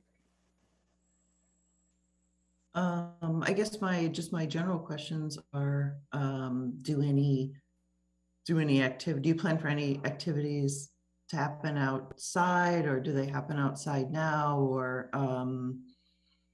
any, like, so there'd be no change to the buildings outside? I assume the signage at least would change, or is there any improvements going to be made to the site, or not at this time, or, you know, just what are you thinking about really about the outside of the building? Really on the outside of the building, no changes. Yeah, we will be changing the sign, put up an uppercuts boxing sign. I believe we do have the sign and what it would look like. Maybe some paint later down the road. The landscape and everything is really going to stay the same. As far as doing anything outside, like working out or anything, it would be very minimum. If we did need to do any type of workouts, we would really just be going across the street to the park. Other than that, like, yeah, there won't be any changes. Is there any, I've heard good things actually about the boxing club. I have some friends that have gone there. But is there any noise or music that you use that would be heard outside the building? I'm just trying to get a sense of what it would be like to have your gym in this spot. So currently we do listen to music as we work out. And we have numerous of people around us, like everybody in the building. We rarely get any type of noise complaints. So it would honestly, it wouldn't disturb anybody. The neighbors that are around are pretty far, so windows and stuff's not gonna be open with like 18-inch speakers and just, you know what I mean, parties. More just a nice energy, working out, you know what I mean? So. AJ, what hours are your operation? What time do you typically close the doors at, and obviously what time do you open the doors at for trainees? So right now we're open as early as 5:30 in the morning, and our last class usually ends at 8 o'clock. Those are usually our operating hours. In between, we don't have classes throughout the whole day. We kind of have classes throughout the day. So we have a class at 5:30 in the morning, 9:30 in the morning. Then we'll jump up to like 3:30 p.m., 4:30 p.m. and our last class is usually at 6 or 6:30. And then for anybody else that's still in the gym, that leaves us to sanitize and clean up and stuff, and we lock our doors at 8 o'clock. So it's not consistent, like 20 people in the building at a time. It's going throughout the whole day. And what is the plan? And this might be a question for Steve. What's the plan for the house? Like these two properties have to be sold together? Is that was maybe on a drawing or something? AJ, if you don't mind. Yeah, go ahead, Steve. Thank you. If I may, I want to thank the planning board for participating in the inclusionary zoning meeting. We had multiple boards. Again, thank you. Look forward to working with everyone. Appreciate everybody being there. But the current owner who purchased the property from the folks at the Legion owns the property to the right, which is 58 Summer Street.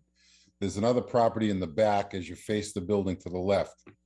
That homeowner is independent of the ownership who are the landlords at 40 and 58 Summer Street. Those folks have an easement that runs from the back of the property along, again, as you face it, the left side of the building.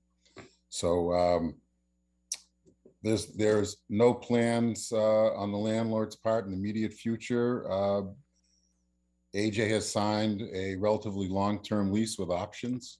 So the landlord felt strongly that AJ's business, Uppercuts, would be a good use for his property and an asset to the town.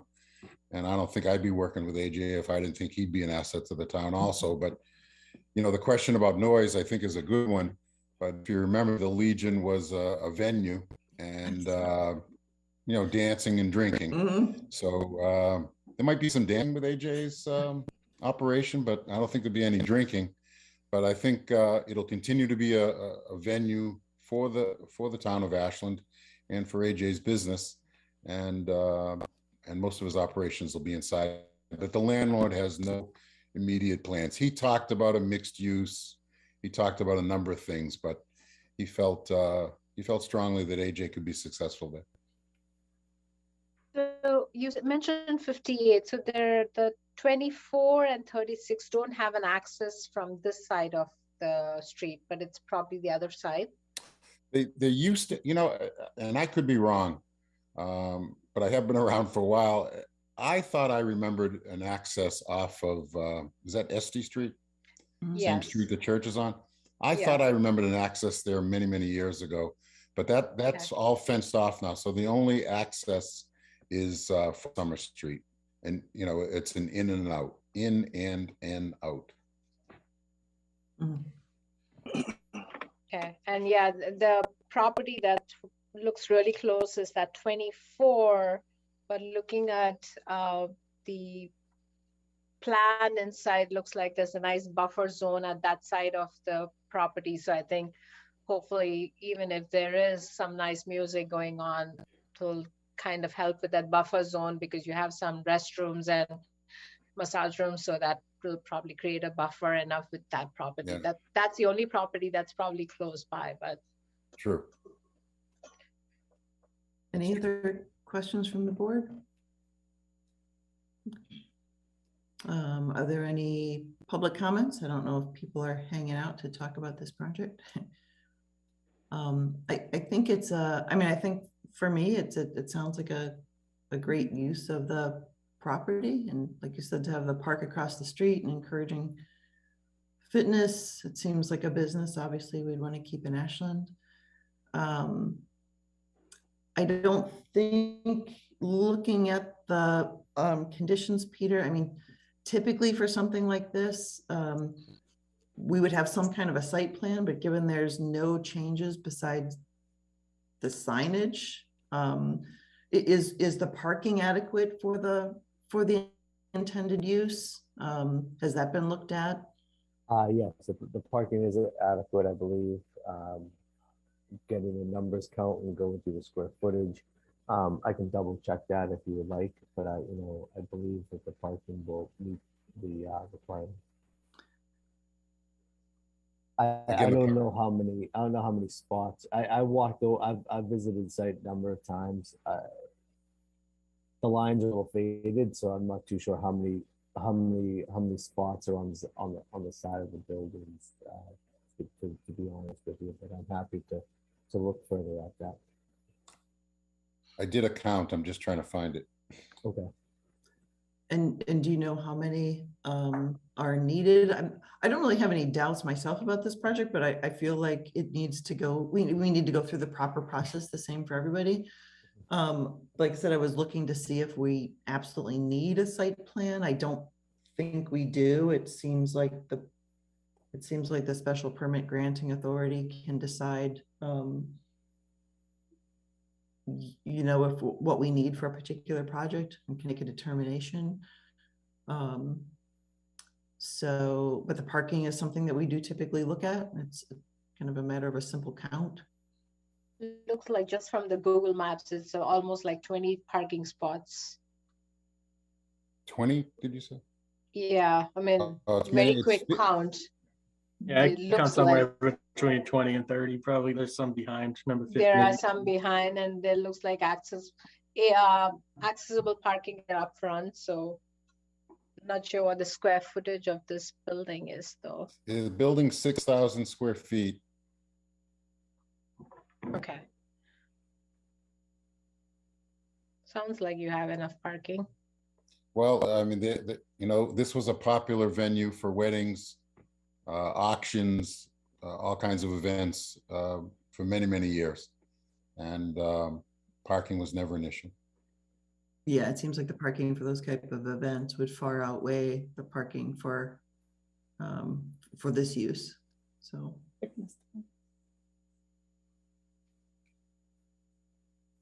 Is there any other discussion on this?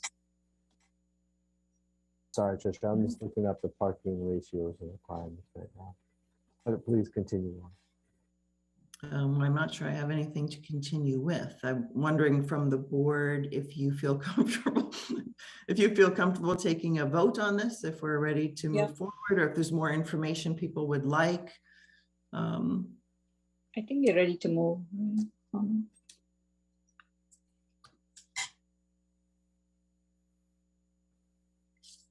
I'm good. Okay. Then I will let the motion come from the board. Oh.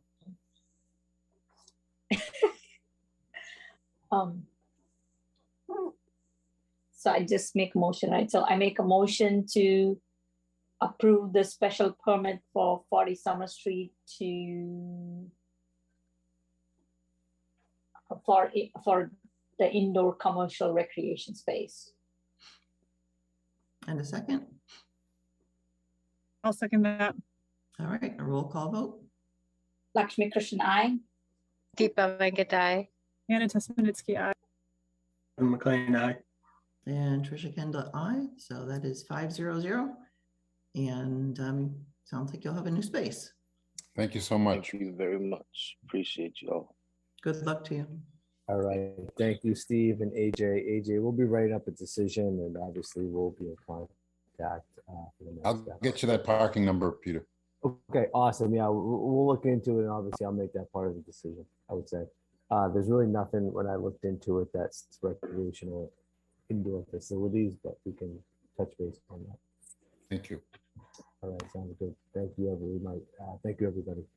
Thank you. The next agenda, Trisha, if you would like me to continue on. Yes, I think Lakshmi is up again. She is. Yes. Lucky night. Shine. This is the public hearing for the scenic road permit, which covers Cedars, Chestnut, Elliott, Main, and Spring Streets. Okay. In accordance with the provisions of the Ashland Scenic Road Bylaw, the Ashland Planning Board will hold a public hearing on April 14, 2022 via Zoom video conference to hear the petition of Eversource Energy for approval of a scenic roads application for maintenance tree pruning on Cedar Street between the Holliston Town Line and Shady Hollow Path, the entire length of Chestnut Street and Elliott Street, Main Street between Union Street and Prospect Street, and a half-mile portion of Spring Street extending from the Hopkinton Town Line. The pruning will remove all vegetation 10 feet to the sides and below, and 15 feet above the primary electrical conductors. No trees 8 inches or greater measured 4 feet from the ground or major branches will be removed. Thank you, Lakshmi. So tonight I'd like to introduce from Eversource, Mr. Matthew Mitchell and Mr. Chris Gonzalez. So I've had the pleasure to meet with these guys, and obviously, number one, thank you so much for your patience tonight. And so as Lakshmi stated, these are 2 electrical circuits, and Matt and Chris, jump in if I misspeak as I review your project. But these are 2 electric circuits, and pruning is done to all electrical circuits throughout Massachusetts every 4 years. And this year, these 2 circuits are up and are requiring for some trimming. So some of the locations being on Scenic Road, we are in front of the planning board, and the Eversource is in front of the planning board tonight. The one thing to note is that there's no removal of trees and or major limbs that are considered inches in diameter at breast diameter height and or 4 feet from off the ground. The proposed work tonight that Eversource will speak to is only for trimming and pruning from around the indicating some area to these circuit lines of electricity. So Matt and Chris, if you don't mind stepping forward and just giving the planning board a quick review of your project, and we can take things from there. Thank you, Peter. I mean, yeah, you hit all the big points. We prune each circuit every 4 years, and our specs are 10 feet to the sides and below, and 15 feet above. Now, obviously, those are our specs on paper. We generally, if there's established canopy, we're not carving through trees, especially on scenic roads. This is going to be mostly stuff that's 3 or 4 inches or below. We're not taking out major growth or major sections of canopy from established trees. In fact, we're trying to stop. It's preventative, trying to stop small growth now from becoming bigger growth later. And it's stuff that we have to do to both maintain electrical reliability, and also it's a public safety measure. Nobody likes being around trees that are burning or on fire or have scorch marks.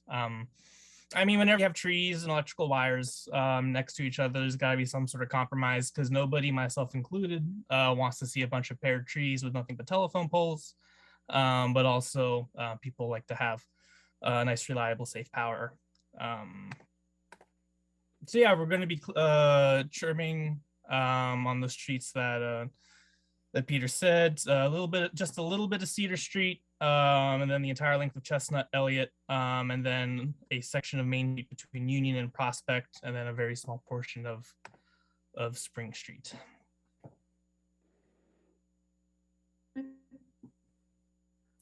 I just have a question of kind of process, I guess.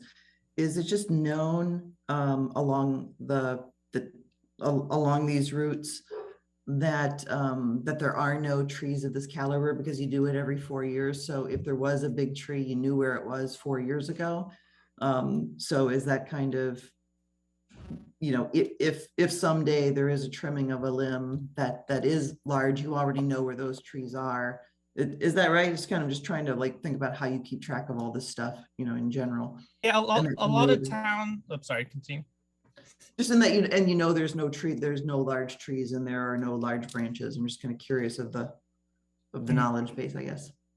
I mean, yeah, these are scenic roads, so that there are going to be large trees there. But most, if not every town that we do trimming in has specific regulations about what can and can't be cut, especially on scenic roads. So our crews know, even if they're not really on scenic roads, that they're not really supposed to touch established leaders unless either Chris or myself specifically says, you know, we've been to the town about this. Or the only time they will touch big stuff if that limb is dead already, which I don't think anyone here would have any complaints about.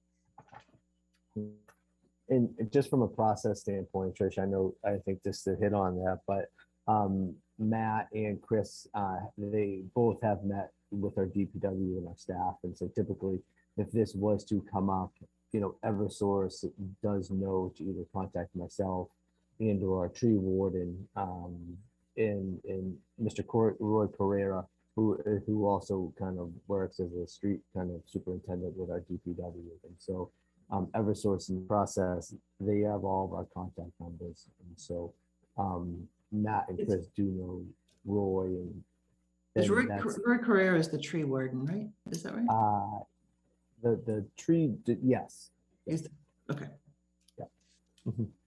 And so Roy works all over town. Obviously, is kind of the point person for tree issues within the town. And so Chris and Matt would have to go through that process of contacting myself and Roy, and we would go out and take a look at it, deem and make a decision, I would say, at that time. And Peter, I know we had this scenic group tree issue, and we were talking about the how we could have avoided whatever happened. So when when Eversource does the pruning, do they check the health of the tree and tell us, oh, it's a dead tree, and come back to you and tell the town? So we do have a removal program, and it's mostly separate from our pruning program, although obviously if any of the foremen see something that's pretty obvious, they'll often let Chris or I know. But usually removals are separately from the trimming, although we do actually have somebody looking at the circuit that the portion of Cedar Street's on. They're not done with it yet. It'll probably be the last street that they do because it's right at the end of the circuit. So if they find anything on there, we may be back here in several weeks to discuss any hazard trees that they find. Yeah. Yeah, and typically, lads, we just, I've had to do these these scenic road hearings, in a couple different arenas, right? I think what Matt stated kind of hits the nail on the head. This is a trimming program, and so it's just for minor branches. And on the other flip side, when you start doing the removal program, that's when Eversource is going to be able to. We're gonna require Eversource to measure the tree at breast diameter height, tell us what kind of tree it is, give us a arborist report about how the tree's health is declining. Typically, we also get pictures of the tree, and also I would ask that. I would set up a meeting, with Eversource and/or a tree, their tree expert, along with Roy Carrera and myself, would actually go out and verify the health of the tree to make sure that we're just not taking down. We're making sure that we're taking down unhealthy trees that actually pose a threat to the town of Ashland. And so that's the removal process. And in this process, it's strictly trimming, I would say. Yeah, I mean, it's the same specs and trimming that we've done 4 years ago and 8 years ago, et cetera, every 4 years on these roads. It's not really at all about establishing new clearance around the wires. It's much more about maintaining the clearance we've had throughout the pruning process. Okay, thanks. Right. Any further questions from the board? All right. Then I will make a motion to approve the scenic road permit for Cedar, Chestnut, Elliott, Main, and Spring Streets. Is there a second? I second it. Okay. Double second. Roll call vote. Lakshmi Krishnan, aye. Deepa Venkat, aye. Anna Tesmanitsky, aye. McLean, aye. And Trisha Kendall, aye. So that passes 5-0-0. And okay, we're good. On to our Thank you. final agenda item. Kevin and everybody. Kevin and Thank Matt, you. I'll follow up with a memo just so we can have some correspondence back, but thank you so much. Hey. Okay, so our last agenda item is the public hearing for the inclusionary zoning bylaw amendment. And like I announced earlier, we had opened up a public hearing, so we need to kind of wrap this up. We need to vote to close the public hearing. Correct. And if we want to, I don't know, if we want to make a motion to continue involvement in housing, or, we can do that in kind of a statement kind of way for our meeting minutes. I think we're going to do that naturally anyway, but the important thing is that we close the public hearing, kind of dot the I's and cross the T's. Is that right, Peter? Yeah, I know. From my standpoint, I just put this on the agenda. And first of all, I apologize for not attending the board meeting that took place.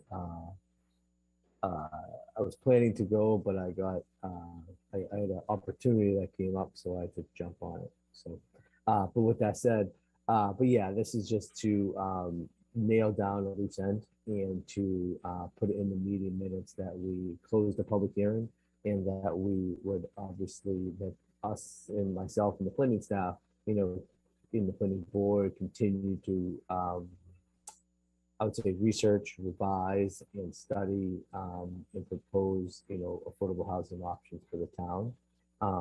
But I just want to make sure 10 years from now, whoever looks back on the meeting minutes from 2022, that would you not leave just a loose item hanging up there? So that's the reason why this appeared on the agenda again. So wasn't that multi-board meeting actually a planning board meeting? Isn't that how it was? And we kind of closed it out that night, right? Well, yes. You know, it was a multi-board meeting. It was a planning board meeting, a select board meeting, and in reviewing it, I didn't know and I didn't understand maybe if the public hearing was closed out kind of from a fundamental standpoint. Yeah, I'm not sure now. I think we made a motion to adjourn because we each had to adjourn our own meeting, but I'm not sure I'm not sure. Yeah, I don't think we closed it as like a public meeting. Yeah, as a public hearing. Yeah. So makes sense. yeah, it's a little, like I said, just kind of logistics, I guess. In my eyes, deeper, it was just a logistical clarification. Yeah. So why don't we do that first?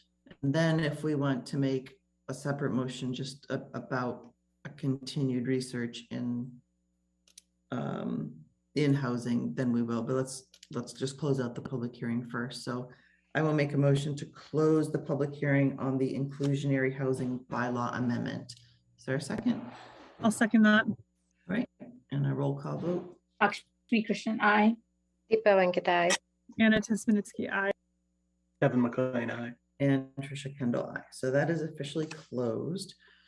And then the question is, do we want to make, we don't have to, but if we want to make any kind of motion about to continue involvement in the research and study of affordable housing in Ashland, we could do that. Not in the mood, do it another time.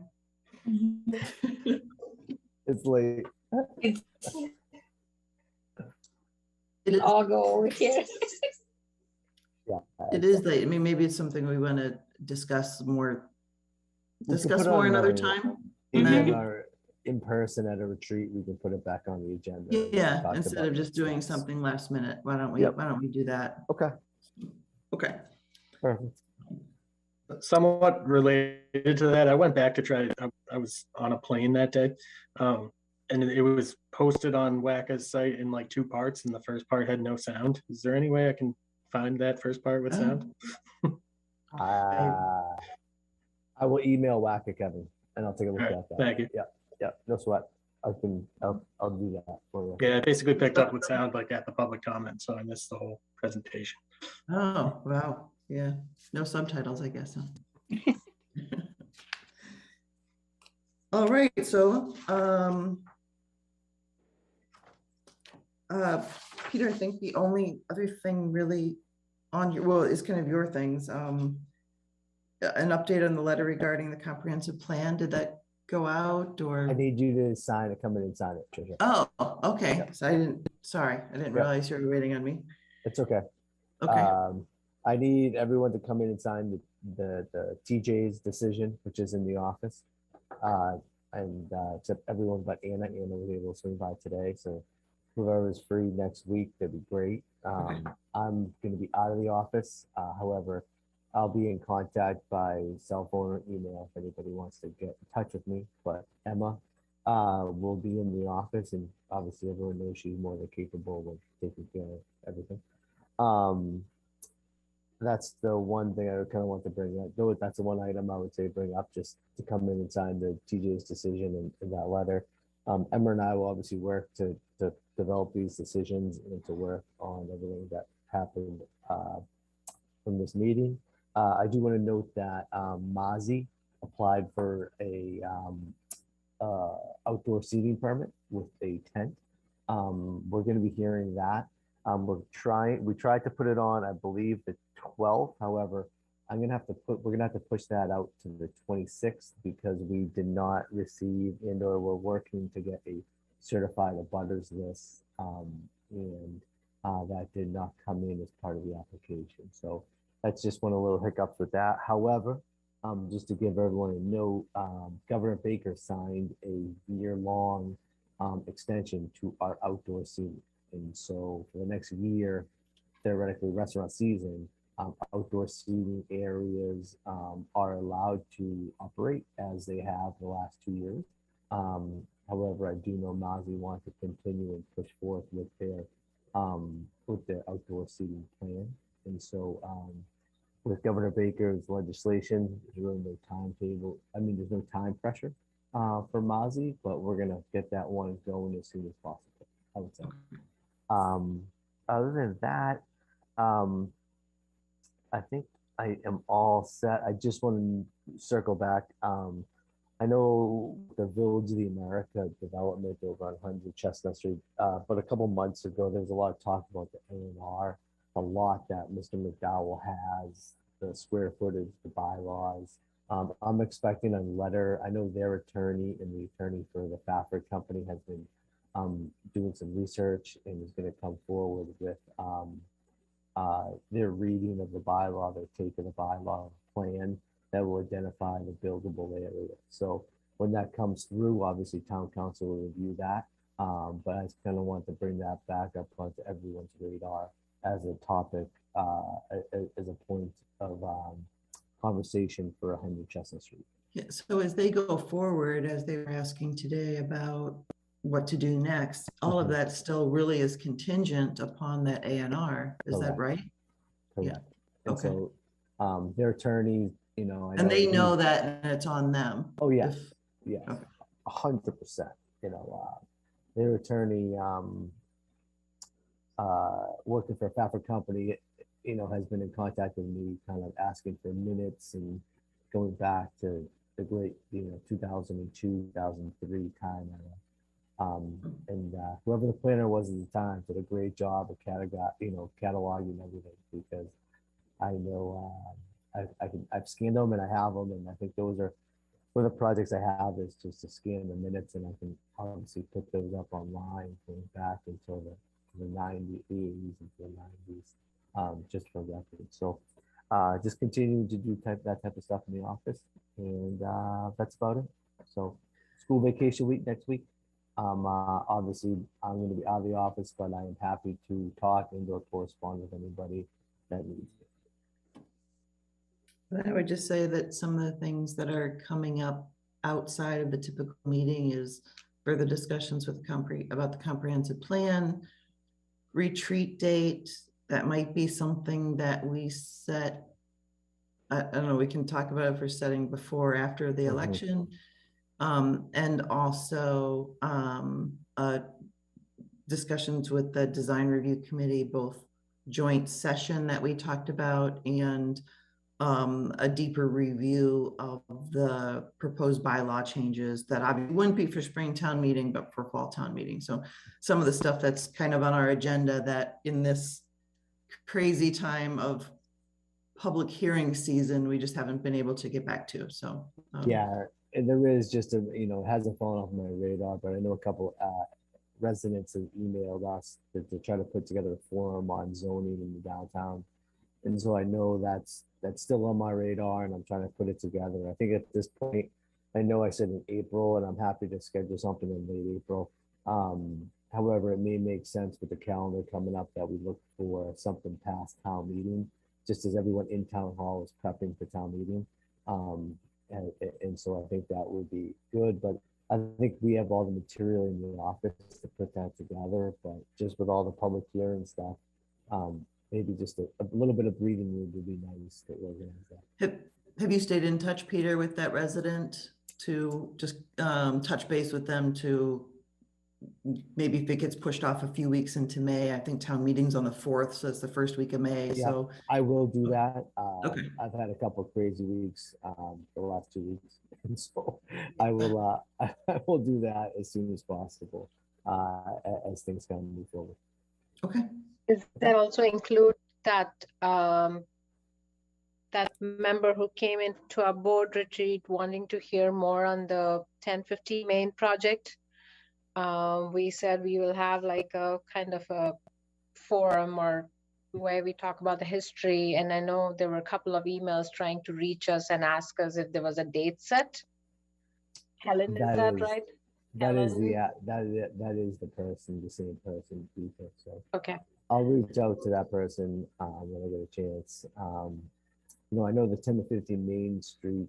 I'm sorry, the 10 to 15 Main Street working group has been working with Mr. Yep. Gordon. So, you know, in my eyes, I don't want to cross too many lines in bringing this together. But just to talk about zoning, I think I'm happy to talk about zoning in the downtown area. Wasn't sustainability committee coming up with something for the town meeting? And no, then on the net zero, is that not happening?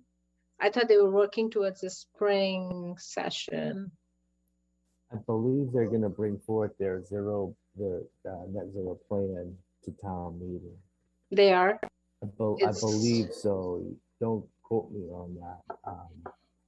I can tell you we had a couple of good interviews for our sustainability manager. And so that job interview process is continuing forward to fill that vacant position, which would be a great thing, obviously working short-handed. I should add, I have been going to, I recall I was appointed by this board to sit on the sustainability committee meetings relative to the net zero work. And at one of those meetings, it was mentioned that there's something heading towards town meeting this spring, but I have not had a chance to see it yet. So if I get more information, I can certainly pass it on to the board. And at some point I can update the board as to the progress that's being made as far as moving towards recommendations that will be made, I believe, to the select board and probably planning board for long-term goals to move the town towards net zero. And then I'll just make a note that I've also been attending the CPC meetings as the rep there, and just kind of learning the ropes.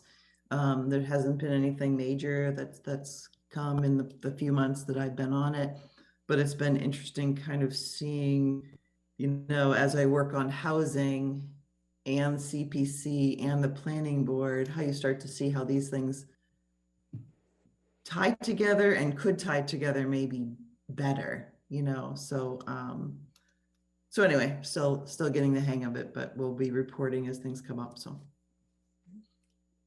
and it's same for the sustainability, like the EV charging stations that we're talking about today. It's so important to get those smaller milestones in as fast as possible, because you have so many projects in town, and working towards something that's going to be perfect 5 years later has to have that small step today. I felt like, oh my God, I wish there was a little more concrete. This one would tell these folks who are coming in front of the planning board, like, you need that many charging stations, instead of like being very kind of generic. Well, it's interesting you say that, because a lot of our meetings, I mean, we had like 5 or 6 meetings so far, and it's so detail oriented because we're reviewing MIPC recommendations for different ways to get towns to net zero, or different options. And there are so many. And it got me thinking that for all of our projects, it would be helpful to give you guys an update as to the kind of things we're thinking about and how that might educate us as far as responding to projects, right? Almost like a checklist. Yeah, like Boston is enforcing this right now. New construction in Boston have to have that. So I feel like we should move it a little more faster than what's happening. Yeah, good thoughts. All right, anything else? It seems a little early, you know, only 5 to 11. I just have a question. What are the next 2 meetings? What dates are they on? April? I have April 28th and May 12th. Okay. Mm-hmm. So those are the 2 meetings I get to attend. Okay. Mm-hmm. All right. In your calendar, Lakshmi.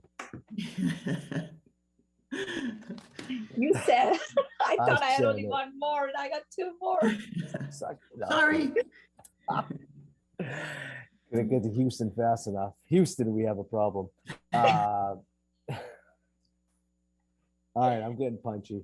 All right. And on that note, I will make a motion to adjourn. I'll second that. On a roll call vote. Lakshmi Krishnan, aye. Venkat, aye. Anna Tesmanitsky, aye. McLean, aye. And Trisha Kendall, aye. Thank you, everyone, and Good have a good night, week. everyone. Have a great Take care. night. Bye-bye.